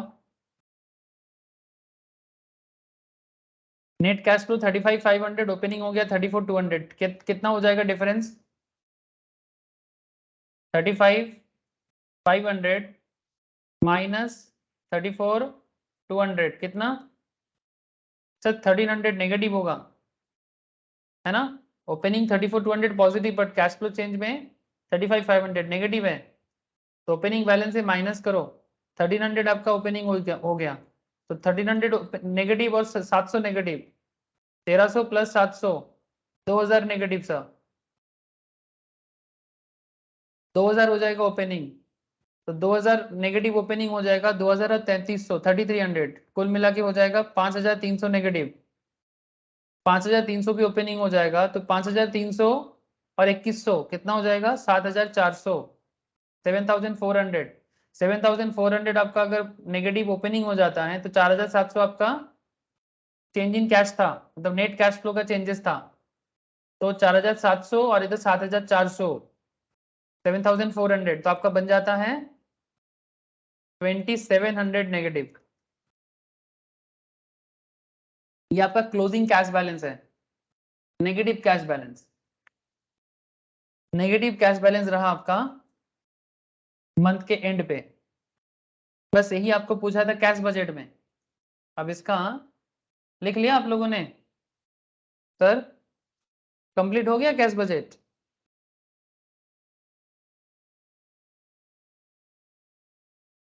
बोलो सर, लिख लिया कि यस और नो? হ্যাঁ স্যার। अब इसका जो सेकेंड पार्ट था क्वेश्चन का, जो मैंने आपको लिखाया, सेकेंड पार्ट जो था दैट इज पार्ट 2, ये बेसिकली आपको कुछ सजेशन मांगा था कि बताओ कंपनी को, एक कंपनी को करना क्या चाहिए, क्या एडवाइस करोगे आप। तो हम लोग वही एडवाइस देंगे अभी कंपनी को। We find that firm has negative cash balance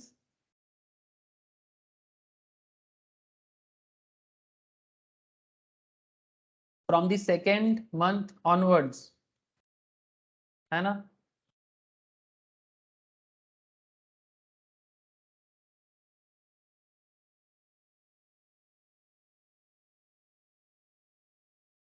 second month onwards चालू हो गया नेगेटिव बैलेंस, क्लोजिंग बैलेंस देखो 34,200 था, उसके बाद से नेगेटिव चालू हो गया सर। सेकेंड मंथ ऑनवर्ड्स इस बिजनेस का नेगेटिव कैश बैलेंस चालू हो गया। क्लोजिंग बैलेंस को देखें, हाँ, we find that firm is negative cash balance from second month onwards.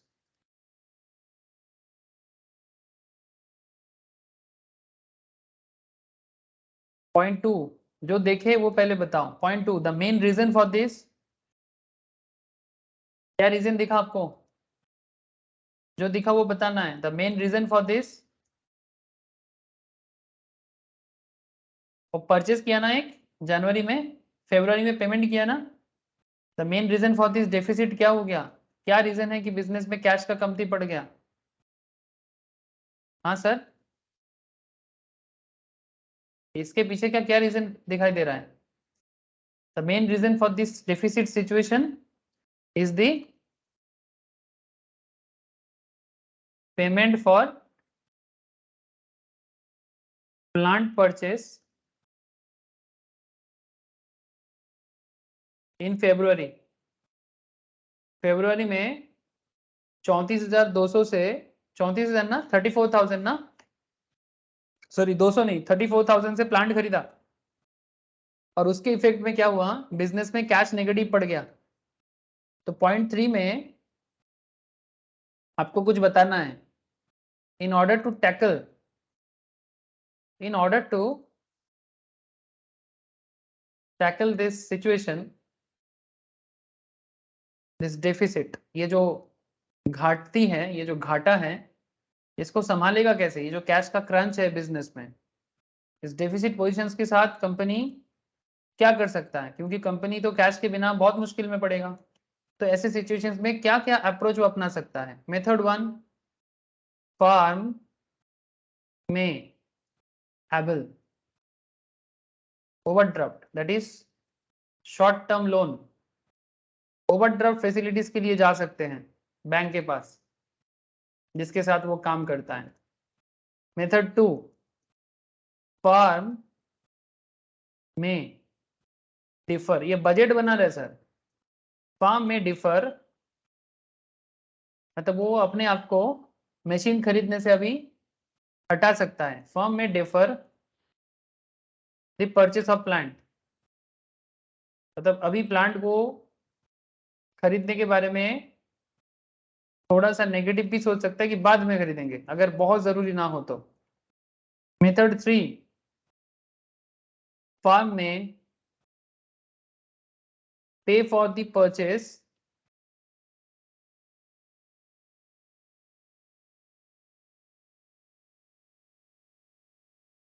In instalment, instalment purchase कर सकता है। मेथड 4, तो फिर क्या होगा? एक बार में इतना पैसा नहीं लगेगा, 34,000 एट ए टाइम नहीं जाएगा, 5-7 इंस्टॉलमेंट में जाएगा, तो इतना कैश क्रंच ना होगा। मेथड 4, फर्म में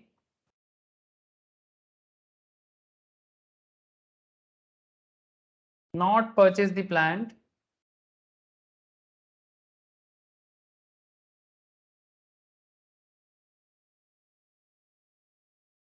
but take it on lease, rent पे ले लेगा, लॉन्ग टर्म लीज पे लेगा। अगर लीज पे लेगा तो फिर क्या बिजनेस को बेनिफिट हो सकता है? That is the point. And there is another point, point 4, firm should anyhow improve its cash position by accelerating collection, debtor से जल्दी कलेक्ट करो। एनी हाउ कैसे करोगे बिजनेस को पता, accelerating collection from debtor and slow down payment to supplier. Next chapter जो आएगा ना सर वो बेसिकली डेटर मैनेजमेंट होने वाला है, और डेटर मैनेजमेंट में मैं आपको ये समझाऊंगा कि कैसे आप डेटर को स्लो डाउन कर सकते हो। रिसीवेबल मैनेजमेंट का पार्ट है, अनदर इंटरेस्टिंग एरिया। ठीक है, तो कहने का मतलब है कि जब जब किसी बिजनेस को एनालिसिस करते हैं, चाहे वो आईटीसी हो, चाहे वो रिलायंस हो, चाहे वो कोई भी स्टॉक एनालिसिस करने के टाइम पे एज ए रिसर्च एनालिस्ट आप लोगों के लिए एक चैलेंज होता है कि बिजनेस में कैश का पॉजिटिव चेंज हो। ये अच्छा होता है because business always need cash. ठीक है, और जिसके पास ज्यादा फ्री कैश फ्लो रहेगा, ठीक है, उसके लिए अच्छा रहेगा। कैपिटल एक्सपेंडिचर और वर्किंग कैपिटल के बाद, ठीक है, बिजनेस के पास जितना फ्री कैश पड़ा रहेगा बिजनेस के लिए उतना अच्छा।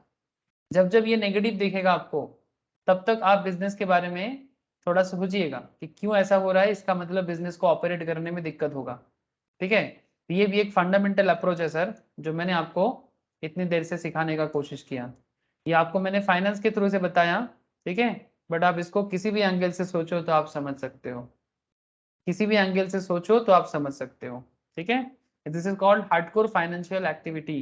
ठीक है, तभी जाके आप कंपनी को मैनेज कर पाओगे या फिर कंपनी में इन्वेस्ट कर पाओगे। सर ऐसा ही कुछ कैश बजट मैं आपको होमवर्क के लिए देता हूँ, और कुछ कैश मॉडल भी देता हूँ जो हम लोग बाउमल ये सब का। ठीक है, फिर नेक्स्ट क्लास में मैं आपको डेटर मैनेजमेंट स्टार्ट करूंगा। ठीक है, मतलब रिसीवेबल या debtor management, that is another interesting area in working capital management. ठीक है, आज इतना ही है sir. Thank you sir, good night to all of you. Yes, sir. Okay sir, tata. Sir বলছি Bye, sir. সিএম এর বইগুলো আজকে পেলাম। রেডি? আচ্ছা হ্যাঁ স্যার। ঠিক আছে, তুই একদিন আসিস তো, কথা আছে তোর সাথে, হ্যাঁ। একদিন দেখা করে যাস। নীল, নীল একদিন দুপুর বেলার দিকে Okay, একটু আসিস, ঠিক আছে, একটু বুঝিয়ে দিতে হবে কিভাবে কি পড়াশোনা করতে হবে না করতে হবে, একটু বুঝিয়ে দেবো। বইগুলো, বই নিয়ে আসতে হবে না, আমি বুঝিয়ে দেবো। ঠিক আছে, স্যার বলছি 25 তারিখে পর আসলে হবে? 25 তারিখের পর? 25 তারিখের পর তো দুর্গাপুজো, থাকবো না তো। ও আচ্ছা, তার এলে হয় এখন তার অ্যাকচুয়ালি আগে আয়, আর চাকরিতে আছে। আচ্ছা তাহলে দুর্গাপুজোর পরে আয়। ঠিক আছে, তাহলে তাহলে দুর্গাপুজোর পরেই আসবো। তাহলে ঠিক আছে দুর্গাপুজোর স্যার। পরে আসবো। Good night. আচ্ছা আচ্ছা, গুড নাইট। হ্যাঁ তথা বল। বলছি স্যার আপনি বললেন যে এখানে পেমেন্টের এই প্ল্যান্টের পেমেন্টের জন্য ইয়ে হচ্ছে স্যার, মানে পেমেন্টটা যদি প্ল্যানটা নাও পারচেস করতো তাহলেও তো স্যার নেগেটিভ পুরোটাই রয়েছে। এমনিতেও যদি নাও মানে ইনস্টলমেন্টও যদি নেয় তাহলেও তো স্যার নেগেটিভ ইয়েই চলে আসছে স্যার, মানে এমনি ইয়েগুলোই অ্যামাউন্টগুলোই তো বেশি, এই যে অ্যামাউন্টগুলো বাকি রয়েছে প্ল্যান্ট ছাড়া, পারচেস ছাড়া। প্ল্যান্ট ছাড়াই অনেকটা বেশি। দেখ তো 1300 হ্যাঁ টাকা স্যার। নেগেটিভ ছিল, তারপর 35,500 আমার ক্যাশ ব্যালেন্স ছিল। আমি যদি 34,000 টাকা দিয়ে প্ল্যানটা না কিনতাম, ঠিক আছে, 34,000 টাকা দিয়ে যদি আমি না কিনতাম, তাহলে আমার ওটা এতটা কমতো না তো। ওটা একবার হিসেব করে দেখিস তো, আমার মনে হচ্ছে স্যার ওটা 61,500 আসছে, তাহলে স্যার তাও তো নেগেটিভেই যাচ্ছে তাহলে। 61, কিন্তু তবু তো কম না, এতটা কম তো হতো না যতটা কম হয়েছে। হ্যাঁ নেগেটিভটা কম আসতো, কিন্তু স্যার আমি জিজ্ঞেস করলাম স্যার নেগেটিভটাই আসছে, মানে শুধু প্ল্যান্টের জন্য তো তাহলে হ্যাঁ স্যার এটা এফেক্ট করছে না, হ্যাঁ বাকিও কারণ রয়েছে। হ্যাঁ বাকি কারণ রয়েছে, বাট প্ল্যানটা সব থেকে বড় কারণ। মানে দেখ, অল্প স্বল্প ক্যাশ ডেফিসিট থাকলে সেটা বিজনেস তাড়াতাড়ি রিকভার করে নিতে পারে, কিন্তু যদি বড় সড়ো ডেফিসিট থাকে তাহলে তো বিজনেসের পক্ষে খুব চাপ হয়ে যায় না। হ্যাঁ স্যার, ঠিক আছে স্যার, ঠিক আছে, ঠিক আছে দাদা, রাখছি স্যার। ওকে টাটা।